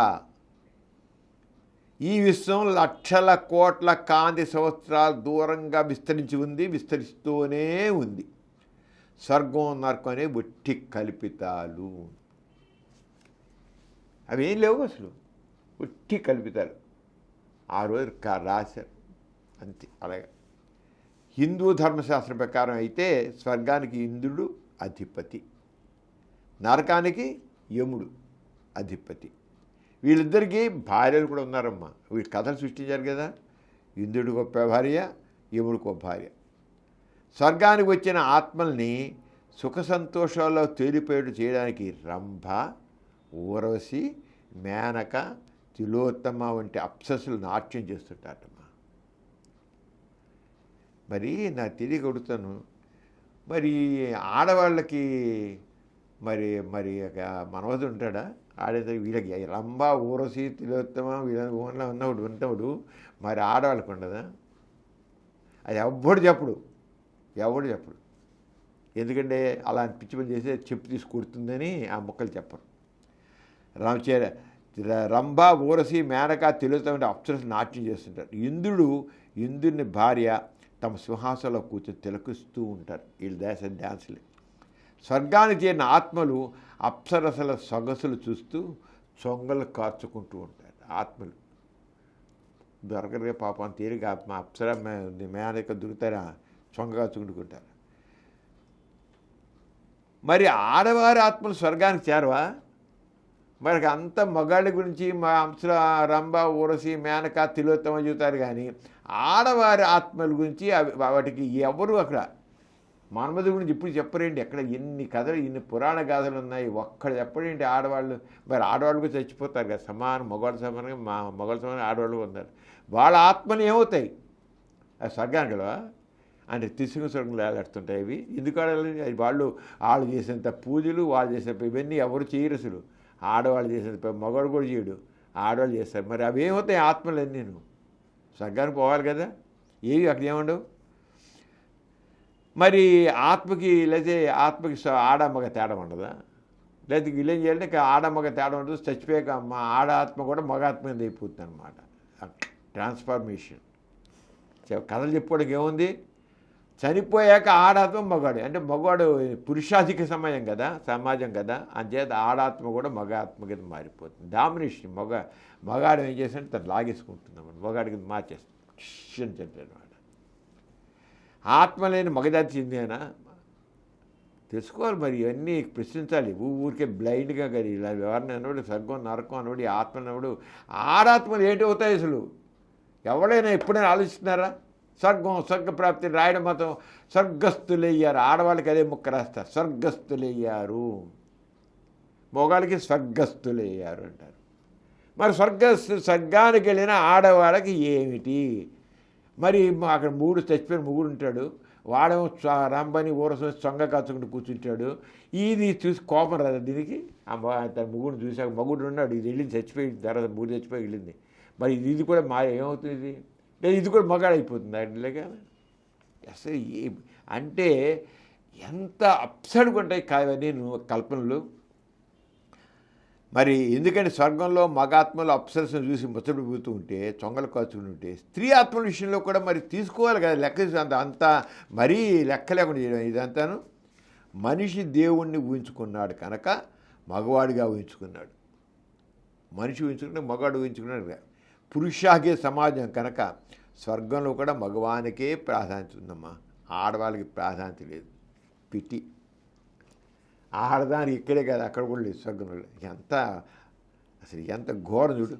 మరి ఆడవాళ్ళ ఆత్మలు ఏమైపోతాయి? ఇలా ఆలోచిస్తూ ఉంటే స్వర్గం నరకాలు ఎంత కల్పితాలు అర్థం చేసుకోవచ్చు మనం. ఇక నరకం విషయం తీసుకుంటే అక్కడ పెద్ద పెద్ద కూరలు ఉన్న యమకింకర్లు ఉంటారు, ఎంత ఏను కూడా ఉండవు అంత కూరలు. మరుగుతున్న నూనె బాణీలు, ఎర్రగా కాలిన కడ్డీలు, కొరడా దెబ్బలు, ఆహాకారాలు, చాలా భయంకరంగా చిత్రంగా ఉంటుంది. మరి స్వర్గం నరకం ఒకటే ఉన్నాయా? లేక ఏ మతానికి ఆ మతానికి చెందిన స్వర్గాలు నరకాలు వేరుగా ఉన్నాయా? మరి అక్కడ కూడా దుర్మార్గాలు చేసేవాళ్ళు ఉన్నారు, తక్కిన మతాల్లో కూడా వాళ్ళు వేరేరుగా ఉన్నాయా? అక్కడ సుఖాలు వేరేరుగా ఉంటాయా? ఇక్కడ ఇలా ఉంటే ఇంద్రుడు హారాలు యమకింకరులు ఉంటే అక్కడ ఎలా ఉంటాయని. ఖురాన్ ప్రకారంగా స్వర్గంలో పుణ్యాత్ములకు మంచి ఆహారం సిద్ధంగా ఉంటుందట. ఇక్కడ బాబు తిండి లేదు వాళ్ళకి. అక్కడ మాత్రం మంచి బిర్యానీ, చికెన్ బిర్యానీ, మటన్ బిర్యానీలు అన్నీ ఉంటాయి అక్కడ. ఫ్రైడ్ రైసు, ఈ జంక్ ఫుడ్డు రుచిగా మంచి రుచిగా ఉంటాయన్నమాట. చూడు ఖురాన్ ప్రకారంగా స్వర్గంలో పుణ్యాత్ములకు అందరూ కూడా పుణ్యాత్మ మంచి ఆహారం సిద్ధంగా ఉంటుందంట. అక్కడ కుర్చీలపై ఎదురుగా కూర్చుంటారట, కుర్చీలే ఉండాలి. మరి అక్కడ తాగినంత మద్యం వాళ్ళకి ఇస్తారట అక్కడ స్వర్గంలో వాళ్ళకి, తాగినంత మద్యం. మరి ఆడవాళ్ళకి ఏమిస్తారో పుట్టిన ప్రాంతం బట్టి వారి ఆచారాల సంప్రదాయం బట్టి వాళ్ళ మత గ్రంథాల్లో అలా రాసింది. స్వర్గ నరకాలని వేరువేరుగా ఉన్నప్పుడు దేవుళ్ళు కూడా వేరుగా ఉండాలి కదా. అంటే దేవుళ్ళ మధ్య కూడా కాంపిటీషన్, దేవుడు కూడా కాంపిటీషన్ ఉంది. వాళ్ళకి పూర్తి పవర్ లేదు. వాడి మీద వాడు ఇంకోటి ఉన్నాడు, వీడి మీద ఇంకోటి ఉంటాడు. మరి దానిచే దేవుడు సర్వశక్తివంతుడు అంటే కాదు. వాడికి ఒకడు ఉన్నాడు ఆల్రెడీ, వాడికి 3 ఉన్నాడు, దేవుడికి 3 ఉన్నాడు, ఉంటాడు. వాడు సర్వశక్తిని ఏమవుతాడు? వాడు పవర్ నిలబెట్టుకోవాలి. లేకపోతే వాడు పవర్ లేసి చచ్చిపోయి వాడికి ఇదైపోతుంది. వాడు పవర్ నిలబెట్టుకొని కృషి చేయాలి. మరి వాళ్ళకి పూర్తి పవర్ లేదు, వాళ్ళకి పవర్ కొంత కట్ అయినట్లే. ఎందుకంటే ఇంకో ముస్లిం మతం వాళ్ళు, క్రిస్టియానిటీ వాళ్ళు, ఇంకో జురాస్ట్రియన్ వాళ్ళు, వీళ్ళ తలగ స్వర్గం, తర్వాత నరకం, వాళ్ళకి దేవుడు, వాళ్ళకి ఇది ఏమని ఉంటాయి. ఆ దేవుళ్ళ మధ్య కూడా కాంపిటీషనే. మరి కొంత ఈ సృష్టికి ఒకళ్ళే దేవుళ్ళు అంటారు కదా, మరి కొందరు ఈ సృష్టికి అంతా ఒకటే దేవుడు అంటారు. మరి ఎంతమంది దేవుళ్ళు ఉన్నప్పుడు ఒకటే దేవుడు ఎలా అవుతాడు? ఏ దేవుడు గొప్పోడు? ఎవరి దేవుడు గొప్పోడు? అంటే అక్కడ స్వర్గంలో ఎక్కువ మంది ఉంటే మా హిందూ మతం వాళ్ళ దేవుడు గొప్ప, లేదా ఇంకో దాంట్లో ఇంకో ముస్లిం దాంట్లో వాడు గొప్ప, ఎవడు గొప్ప? ఎక్కువ మంది అక్కడ ఉంటే వాడు గొప్పవాడు అవుతున్నాం. మరి స్వర్గంలో సుఖం ఉందా అంటే అక్కడ దొరికే సుఖాలు బట్టి మతం మాతే సరిపోతుంది. అంచేత చచ్చిపోయి స్వర్గంలో ఊరసి మోన మేనక తిలోత్తమ రంభ వీళ్ళందరూ ఉంటారు కనుక చచ్చిపోయే ముందు మతం మారిపోయారు అనుకో, సో భరంగా రంభలు ఊరసులు మేనకలు వస్తారు. ఈ ఖురాన్ ప్రకారం చూసినట్లయితే రంభలు ఊరసులు లేరు. ఎందుకు? పూర్ ఫెయిల్స్ వాళ్ళకి మంచి, అది కూడా కొద్దిమందికే మటన్ బిర్యానీ చికెన్ బిర్యానీలు, తక్కిన లేదు. ఎవరికి ఇస్తారు? ఏది మంచి పుణ్యాతులు ఇస్తారు. తక్కిన వాళ్ళు మళ్ళీ అక్కడ కూడా కడుపు మార్చుకో, ఇక్కడ కడుపు మార్చుకుని అక్కడ కడుపు మార్చుకోవాల్సిందే. అక్కడ మతం పడితే కావాలి. హిందూ మతంలో నుంచి క్రైస్తవ మతంలో మారితే మద్యం మత్తులు బాగా దూరగడుతుంది. స్వర్గం నరకం అనేది కేవలం కల్పితాలమ్మా. వాటి నమ్మకం కేవలం మూఢనమ్మకంకే లేదు. ఇలా అదే రీజనింగ్, లాజికల్ థింకింగ్ అనేది ఎప్పుడైతే ఉంటుందో ఈ చెప్పిన గ్రంథాల్లో ఈ ప్రాచీన గ్రంథాల్లో చెప్పిన కథలన్నీ ఎంత కల్పిలాత కలుగుతాయి. స్వర్గస్థులైనారు అని రాస్తారు. చనిపోతే ఈ రంగాలు స్వర్గస్థులు ఏంటి? అయిపోయింది అంతే. అక్కడ ప్రాణం పోయింది, అయిపోయింది అంతే. స్వర్గస్థులు ఏంటి? స్వర్గం లేదు. స్వర్గస్థులయ్యారు. నరకస్తులు ఎవరు? మరి నరకాలు ఉన్నాయి కదా, అందరు స్వర్గస్థులయ్యారని కూడా నరకానికి పోవచ్చు కదా వాళ్ళు. ఎలా చెప్పావు నువ్వు? అక్కడే తప్పైపోయింది. నరకస్తులయ్యారు, స్వర్గస్థులయ్యారు కూడా నరకస్తులయ్యారు కూడా రాసుకోవాలి. అంచేత ఇవన్నీ పెట్టి కలుపుతారు కొద్దిగా. అందుకనే రీజన్ అండ్ లాజికల్ థింకింగ్ అనే ప్రతి వ్యక్తిలో ఉండాలి. లేకపోతే ఇలాగే మూఢంగా నమ్మి మూఢ కథలు చెప్పుకుంటూ మూఢంగా నమ్ముతూ అలా కూర్చుంటాం. ఇక అంతకనికి ఏం లేదు. అది స్వర్గాలు నరకాలు అంటూ లేవు. డాక్టర్ గారు, సనాతన ధర్మం సమాజ రక్షణకు తోడ్పడుతుందని, అనాదిగా సనాతన ధర్మం మన భారతదేశ ప్రాముఖ్యతను చాటుతోందని అంటారు. ఈ విషయంలో నాస్తిక్ కేంద్రం అభిప్రాయం ఏంటి? ప్రమీల, ఈ సనాతన ధర్మం వల్లే మనకి లేనిపోయిన నష్టాలను వస్తాయి. ఇది అనాదిగా సనాతనం ఉందని అంటున్నారు కదా, ఈ సనాతన ధర్మం వల్ల దేశ సమైక్యత విఘాతం ఏర్పడుతుంది. అది మాత్రం గుర్తించాలి. ఆనాడు ఈ సనాతనం ఎప్పటి నుంచో ఉంది అంటున్నారు కదా, మరి ఈ సనాతన ధర్మాన్ని ఇప్పుడు ఎలా ప్రజెంట్ చేస్తున్నారు? మరి ఇప్పుడున్న పరిస్థితులు మనం చూస్తే ఏమో సనాతన ధర్మం అంటే హిందూ ధర్మం. సనాతన ధర్మం గురించి మాట్లాడేవారు గుండున్నగా గుండు చేయించుకుని ఇంత కాషావస్త్రాలు కట్టుకుని, సనాతన గుండు చేయించుకోకుండా కూడా సనాతన కాషావస్త్రాలు కట్టుకుని కాళ్ళంగు లుంగి చొక్కా వేసుకుని తలపగాలు చుట్టుకుని చెప్పేవాళ్ళు ఉన్నారు. గుండు చేయించుకునే వాళ్ళు ఉన్నారు, చేయించుకునే వాళ్ళు ఉన్నారు. చివరికి జై శ్రీరామ్ అంటుంటారు. అంటే సనాతన ధర్మం అనేది కేవలం ఒక హిందూ ధర్మానికి సంబంధించింది, హిందూ మతానికి సంబంధించింది. కానీ సనాతన ధర్మం అనే వర్డ్ తీసుకున్నట్లయితే అసలు ఇప్పుడు వచ్చింది కాదు. అసలు హిందూ మతం అనే వర్డ్ కూడా ఇప్పుడు రాలే. అసలు హిందూ మతం వర్డు మొట్టమొదటిలో ఇవంటి మరి భేదాలు అవన్నీ ఉన్నప్పుడు అప్పుడు హిందూ మతం పేరు లేదు అసలు. తర్వాత హిందూ మతం అనేది వచ్చింది, వేరుగా వచ్చింది. కానీ ముందులో హిందూ మతం అనే పేరు లేదు. హిందూ మతం అనేది ఈ సనాతన ధర్మం అనే మతం. హిందూ మతం అనేది పదం పూర్వకాలంలో లేదు. ఆ తర్వాత విదేశీయులు పర్షియన్లు గ్రీకులు వచ్చాక హిందూ మతం పేరు వచ్చింది. అప్పుడు హిందూ మతం వచ్చింది. ఎప్పుడు? పర్షియన్లు గ్రీకులు వచ్చాక. అంతకుముందు హిందూ మతం లేని రోజుల్లో, ఇప్పుడు హిందూ మతం రోజుల్లో భారత ఆచారాలు నైతిక నియమాలు వాటికి సనాతన ధర్మం అని పేరు పెట్టారు. మొట్టమొదటి రోజుల్లో మతం అంటూ లేని రోజుల్లో అప్పుడు వ్యవస్థ మనకి మనిషి అభివృద్ధి చెందుతుంటే, తన మేధస్సు అభివృద్ధి చెందుతుంటే ఒక సామాజిక వ్యవస్థని ఏర్పరచుకున్నాడు. ముందు మనిషి జంతువులో ఉన్నాడు కదా, మేధస్సు జరుగుతుంది, ఒక గుంపు కింద అయ్యాడు, తర్వాత ఊరి కింద అయ్యాడు, ఒక సామాజిక వ్యవస్థ ఒకటి ఏర్పడింది. ఆ సామాజిక వ్యవస్థ ఏర్పడినప్పుడు ఒక జీవన విధానం వచ్చింది. ఆ జీవన విధానంలో మానవ సంబంధాలు కావాలి. ఆ మానవ సంబంధాలు ఎలా ఉంటే బాగుంటుంది అనేది కొన్ని రూల్స్ రెగ్యులేషన్ నీతి నియమాలు పెట్టుకున్నారు. ఆ నీతి నియమాలని ఆ రోజుల్లో పెట్టుకున్నారు వాళ్ళు. దానిని తర్వాత కొంతమంది సనాతన ధర్మం మాట్లాడేవాళ్ళు ఆ నీతి నియమాలు సనాతన ధర్మం అంటున్నారు. మరి వాళ్ళు ఒక ఆ సనాతన ధర్మం హిందూ మతానికి ఎందుకు పెట్టి ఆ రోజుల్లో అసలు హిందూ మతం లేదు. ఆ రోజుల్లో ఒక సామాజిక వ్యవస్థని ఏర్పరచుకున్నారు. హిందూ మతం కంటే కూడా ముందు సింధు నాగరికత ఉంది. సింధు నాగరికత కంటే ముందు కూడా ఇంకో నాగరికత ఉంది. గ్రీకు నాగరికత అంతకంటే ముందు ఉంది. సింధు నాగరికత కంటే మన హిందూ నాగరికత కంటే దీనికంటే వేదకాలం కంటే కూడా ముందు సింధు నాగరికత ఉంది. వేదకాలం అంటాం. వేదాలు అనేది హిందూ మతానికి సంబంధించినవి. అంతకుముందు సింధు నాగరికత ఉంది. అక్కడ వేదాలు లేవు, హిందూ లేదు, సింధు నాగరికత ఉంది. అప్పుడు కూడా మనుషులు ఇళ్ళు కట్టుకుని చేసి మనుషులు అక్కడ కూడా ఇళ్ళు ఆహారాలు అన్నీ చక్కగా చేస్తున్నారు. అక్కడ పాలన ఆహారం అంతా ఉంది. ఈ సనాతన ధర్మాన్ని వచ్చేడు మాత్రం వాళ్ళు ఒక సామాజిక వ్యవస్థ ఏర్పడింది కనుక ఒక మానవ విలువలు ఇలా ఉండాలని చెప్పి అప్పుడు ప్రకారంగా వాళ్ళు వేసారు. వాళ్ళు దానికోసం అనేది వాళ్ళు ఏమన్నారు, రూల్స్ పెట్టి అప్పుడు this is eternal, ever lasting, universal.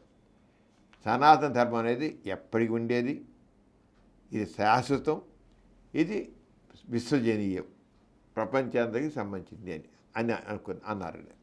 అలాగే మెయిన్గా సనాతన ధర్మం అనేది ఏంటి, మోరల్ ఆర్డర్, నైతిక పద్ధతులు. అలాగే డ్యూటీ, ప్రతివాడి ధర్మం అలా చేయాలని, అలాగే అది జీవన విధానంగా ఉండాలి. వాళ్ళు ముఖ్యంగా ఆ సనాతన ధర్మంలో అప్పుడు రోజుల్లో హిందూ మతం లేదు, జై శ్రీరామ లేవు అక్కడ. ఆ నాగరికత, అప్పుడున్న నాగరికతలో వాళ్ళు ఏం పెట్టుకున్నారు, ట్రూత్, సత్యం, మానవ సంబంధాలు సత్యంగా అందరూ సత్యపాలన చేయాలి. తర్వాత నాన్ వైలెన్స్, అహింసాత్మకంగా ఉండాలి. కంపాషన్, మనుషుల మధ్య ప్రేమ దయ ఉండాలి. మానవుది సమాజంలో ఉండడం కోసం ఒక రకమైన నియమాలు నిబంధనలు పెట్టుకున్నారు. ఏ రకంగా ఉండాలంటే సత్య పద్ధతి, సత్యం ఉండాలి, అహింసాత్మకంగా ఉండాలి, ప్రేమదయ ఉండాలి, సెల్ఫ్ డిసిప్లిన్, ప్రతివాడు ఒక క్రమశిక్షణతో ఉండాలి, టాలరెన్స్, రెండవ సహనం ఉండాలి వాళ్ళలో, అలాగే నాలెడ్జ్ పెంచుకుంటూ ఉండాలి. ఇది ఆ రోజుల్లో ఇలా ఉండాలని, ఈ రంగం ఉండాలని వాళ్ళ రంగా సామాజిక వ్యవస్థలో రూల్స్ రెగ్యులేషన్ ఇవి అంతే. అప్పుడు చెబుతాం, ఇప్పుడు చెబుతాం, ప్రతివాడు చెబుతాం. అప్పుడు ఉంది, ఇప్పుడు ఒకటి. సామాజిక ధర్మంలో ఇది ఉంటేనే సమాజం చక్కగా నడుస్తుంది. అదే ఆ రోజులు పెట్టున్నారు. దాన్ని చెప్పడం, దాని ఆ రంగా ఆ రూల్ మనం అందరూ కూడా వాళ్ళు ఉండాలి చెప్పచ్చు కదా. ఇప్పుడు ఏంటి పోతుంది, ఈ సనాతన ధర్మం దాన్ని నిజాన్ని తీసుకొచ్చి చేశారంటే ఇక ఒక హిందూ మతానికి సర్చ్ చేసి ఇది చాలా ప్రాచీనమైనది, ఈ ప్రాచీనది విశ్వజనీయమైనది, విశ్వానంతరికి సంబంధించింది. ఇది ఒకరి ప్రపంచం, మన భారతదేశం కాదు, ఒక మతం ప్రపంచానంతరికి సంబంధించి ఉండాలి అంతాను. అంచేత అని చెప్పేసి ఇలా మాట్లాడతారు. మీ ఎటర్నల్ ట్రూత్ అన్నట్లుగా చేసేసి చివరికి హిందూ మతానికి పెట్టి హిందూ మతం మరి అయితే మరి ఈ రకంగా సనాతన ధర్మం గురించి ఆ రంగా హిందూ మతంగా మాట్లాడుతుంటే భారతదేశంలో విభిన్న మతాల వాళ్ళు ఉన్నారు, వీళ్ళ సిద్ధాంతాల వాళ్ళు ఉన్నారు, వీళ్ళ ఆచారాలు సాంప్రదాయాల మనుషులు ఉన్నారు. ఇలా చెప్తే ఎప్పుడైతే వీళ్ళు మాట్లాడుతుంటే చివరికి ఎంతవరకు వచ్చేసింది, హిందువులు కాని వాళ్ళు అసలు సనాతన ధర్మం పాటించరు కనుక వాళ్ళు అసలు ఈ దేశం ఉండడానికి వీలు లేదు అన్నట్లు వీళ్ళలో మాట్లాడే స్థితికి వచ్చేసింది. మరి సనాతన ధర్మం అనే వాదన ఎంతవరకు వస్తుందంటే దేశ ఐక్యతకి విఘాతం కలిగిస్తుంది. దేశ ఐక్యతకి విఘాతం. ఒకనొకప్పుడు మొట్టమొదటిలో ఆ సామాజిక సంబంధాల్లో పెట్టుకునే రూల్స్ రెగ్యులేటరీని వాడి గురించి మాట్లాడకుండా ఒక సనాతన ధర్మం అంటే హిందూ మతానికి సంబంధించింది, కొన్ని వాళ్ళంతా హిందువులు, ఈ హిందూ రాజ్యము, హిందూ మతము, మీరందరూ అలా ఉండాల్సిందే, హిందువులు కాని వాళ్ళు ఈ దేశంలో ఉండడానికి వీలు లేదు అన్న లెవెల్లో అసలు భారతదేశాన్ని ఇండియా అన్నానికి వీలు లేదు, భారత మాత అన్న భారతదేశానికి భారతదేశం అనాలి కానీ ఇంకోటి అన్నానికి వీలు లేని లెవెల్లో మాట్లాడుతున్నారు. భారతదేశం, లేకపోతే హిందుస్థాన్. పాకిస్తాన్ అక్కడ ఉంది కనుక హిందుస్థాన్ అనాలని దీన్ని. హిందూ అంటే హిందూ మతం. అంటే చివరికి ఈ సనాతన ధర్మం ఏ రూపం మార్చిందంటే, ఒక మతానికి ఆ మతాల ముందు ఆ మతస్థులు మీద ఈ దేశంలో మేము ఎక్కువగా ఈ మతాన్ని ఆచరించడం ఉన్నాం కనుక మాది ఈ ల్యాండు, ఈ భూభాగం మాది. మీరు క్రిస్టియన్స్ అవ్వచ్చు, హిందూస్ అయినట్లయితే, ముస్లిమ్స్ అయినట్లయితే, ఇంకోళ్ళైతే ఈ దేశం వదిలిపోండి, ఇది మాది అనే లెవెల్లో మాట్లాడతారు. అరే ఈ దేశం అందరి భారతదేశం, అసలు భారతదేశం ఎప్పుడు ఒకటే లేక చెప్పాం కదా, స్వదేశీ సంస్థానాల్లాగా ఉండి ఖండాల గురించి రాజులు అనేక రాజులు ఉన్నారు. ఇప్పుడు ఒకటి కాదు భారతదేశం, ఒకటి కాదు, అనేక రాజ్యాలు ఉన్నాయి ఇక్కడ, అనేక సంస్థానాలు ఉన్నాయి. ఎంతమందో రాజులు ఉన్నాయి రకరకాలుగా. ఒక మతం మహమ్మదీయులకు రాజ్యం ఒకే సమయంలో మహమ్మదీయులు రాజ్యం వెళ్ళారు, హిందువులు రాజ్యం వెళ్ళారు, పోర్చుగీస్ వాళ్ళ రాజ్యం వెళ్ళారు, ఒకే సమయంలో వీళ్ళంతా కూడా రాజ్యం వెళ్ళారు. అలాంటిది మాదే, మేమే ఈ సనాతన ధర్మం ప్రకారం మాది ఇంత సనాతన ధర్మం ఇదని చెప్పేసేసి చివరికి ఎంత ఏ లెవెల్కి వెళ్ళిపోయారంటే వీళ్ళు ఆ సనాతనంలో. మరి దాంట్లో ఈ సనాతన ధర్మంలో ఏం చేశారు? వేదాలు, ఉపనిషత్తులు, భగవద్గీత, స్మృతిలులో మరి వీరంగా, అలాగే ఇక వాళ్ళ మొత్తం ఆరంగా పెట్టుకోవాలి. మరి న్యాయ, యోగ, వేదాంత ఇలాంటివన్నీ కూడా పెట్టుకుని ఇలాంటివి అంతే. ఎవరు చెప్పారు అంతా? ఏదేం చెప్పారు? ఇది కేవలం హిందూ మతానికి సంబంధించినవి అక్కడిది. ఏ భారతదేశంలో అందరూ ఉన్నారుగా, మరి వాళ్ళ గురించి ఎందుకు చెప్పరు? ముస్లిమ్స్ ఎందుకు చెప్పరు? వీళ్ళు క్రిస్టియన్స్ ఉన్నాడు ఇక్కడ చాలా, వాళ్ళు ఎందుకు చెప్పరు? కేవలం హిందువుల గురించే మాట్లాడుతున్నారు సనాతన ధర్మాన్ని. సనాతన ధర్మాన్ని అసలు హిందూ లేదు. ఏదైతే మనం ఇంతకు చెప్పుకున్నామే, truth, non violence, compassion, self discipline, tolerance, knowledge అనేది ఏ మతానికి సంబంధించింది కాదు. These are universal. దాని గురించి అవి సనాతన ధర్మం అంటే యాక్చువల్గా ఇది కోర్ ఐడియాస్ ఆఫ్ సనాతన ధర్మ. కోర్ ఐడియాస్ ఆఫ్ సనాతన ధర్మం మూలమైన కథవి అసలు చెప్తున్నారు. అలాగా వదిలేసి జై శ్రీరామ్, లేకపోతే నిదానంగా ధర్మశాస్త్రాలు నరగగా మరి దాంట్లో మనుధర్మశాస్త్రాన్ని తీసుకొచ్చి, మనుధర్మశాస్త్రంలో బ్రాహ్మణులు ఇక్కడి నుంచి వచ్చారు, క్షత్రియులు భుజం నుంచి వచ్చారు, వైశ్యులు ఇక్కడి నుంచి వచ్చారు, శూద్రులు పాదం కింద నుంచి వచ్చారు, పంచములు పాద ధూళి నుంచి వచ్చారు.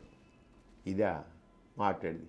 చివరికి ఆ రంగా మాట్లాడితే స్థితి ఈ సనాతన ధర్మం ఏదైతే మనుస్మృతి ఉందో ఆ మనుస్మృతిలో ఇవన్నీ రాసింది. అక్కడ పనిష్మెంట్లు, శూద్రులు పనిష్మెంటు. శూద్రులు అన్నవాళ్ళు కేవలం ఆ అగ్రవర్గాల వాళ్ళకి సేవలు చేయడం కోసం, మన ధర్మశాస్త్ర ప్రకారం అయితే సేవలు చేయడం కోసం. ఇదే భారతదేశం చాలామంది మరి మన ధర్మశాస్త్రం ప్రకారం అయితే సగం మంది పైన అంతా శూద్రులే, సగం మంది పైన శూద్రులే.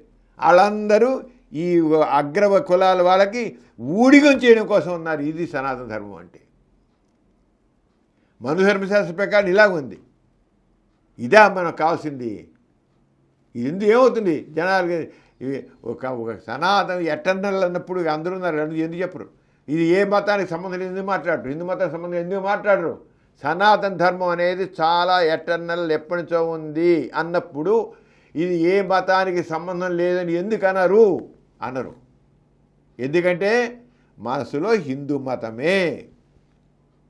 దాన్ని పూర్తిగా సనాతన ధర్మాన్ని మొట్టమొదటిలో అప్పుడు సమాజ వ్యవస్థలో ఏ రకాల గుణాలు కావాలనో, వ్యవస్థ ఏ రకంగా ఉండాలనుకున్నారో అవన్నీ పక్కన పెట్టి పారేసేసి సనాతన ధర్మం ఒక పేరు పెట్టి హిందూ మతాన్ని దాన్ని భుజాన్ని వేసుకుని తక్కిన మతస్థులను కించపరుస్తూ, పైగా ఒక వ్యవస్థ పనికిరాని వ్యవస్థని ఒక అర్థం పడతలేని సామాజిక వ్యవస్థని తీసుకురావడానికి మన ధర్మశాస్త్రం దాన్ని భుజాన్ని వేసుకుంటూ దానికి లేనిపోయిన గొప్పతనాలు ఆపాదిస్తారు. వీళ్ళకి కాలం చెల్లిన బూజు పట్టిన పనికిరాని సిద్ధాంతాలను భుజాన్ని వేసుకుంటే దేశ ఐక్యత ఒకడు హిందువులు దేని ఒకడు ఎన్నో ఉండొచ్చు. అది కాకుండా ఇప్పుడు మన రాజ్యాంగం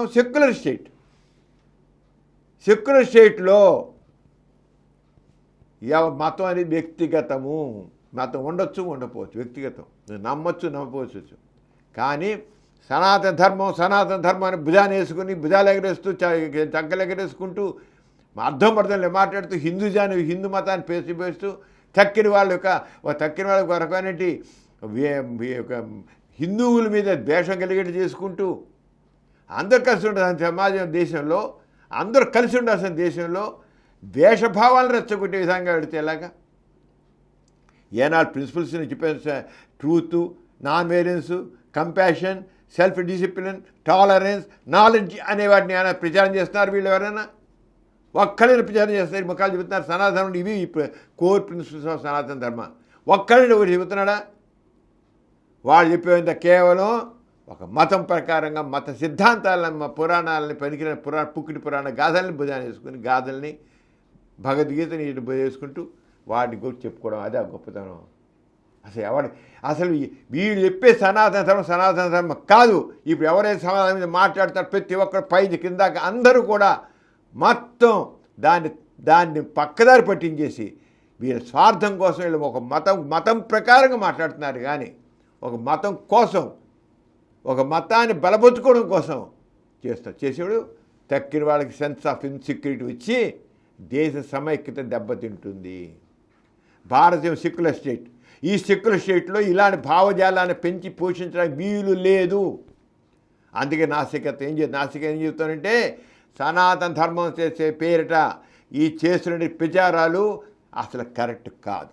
అసలు సనాతన ధర్మం ఆ రోజు చెప్పిన కోర్ ప్రిన్సిపల్స్ అనేటివి truth, non violence, compassion, self discipline, tolerance, knowledge అనే వాటిని పక్కన పెట్టేసి ఒక హిందూ మతాన్ని, ఆ హిందూ మతానికి సంబంధించిన పుక్కిడి పురాణ గాథల్ని ప్రచారం చేస్తూ దేశ ఐక్యతని భంగం కలిగించబడిస్తుంది కనుక ఈ సనాతనమైన వాదం ఏదైతే మాట్లాడుతున్నారో అది అర్థం లేనిది.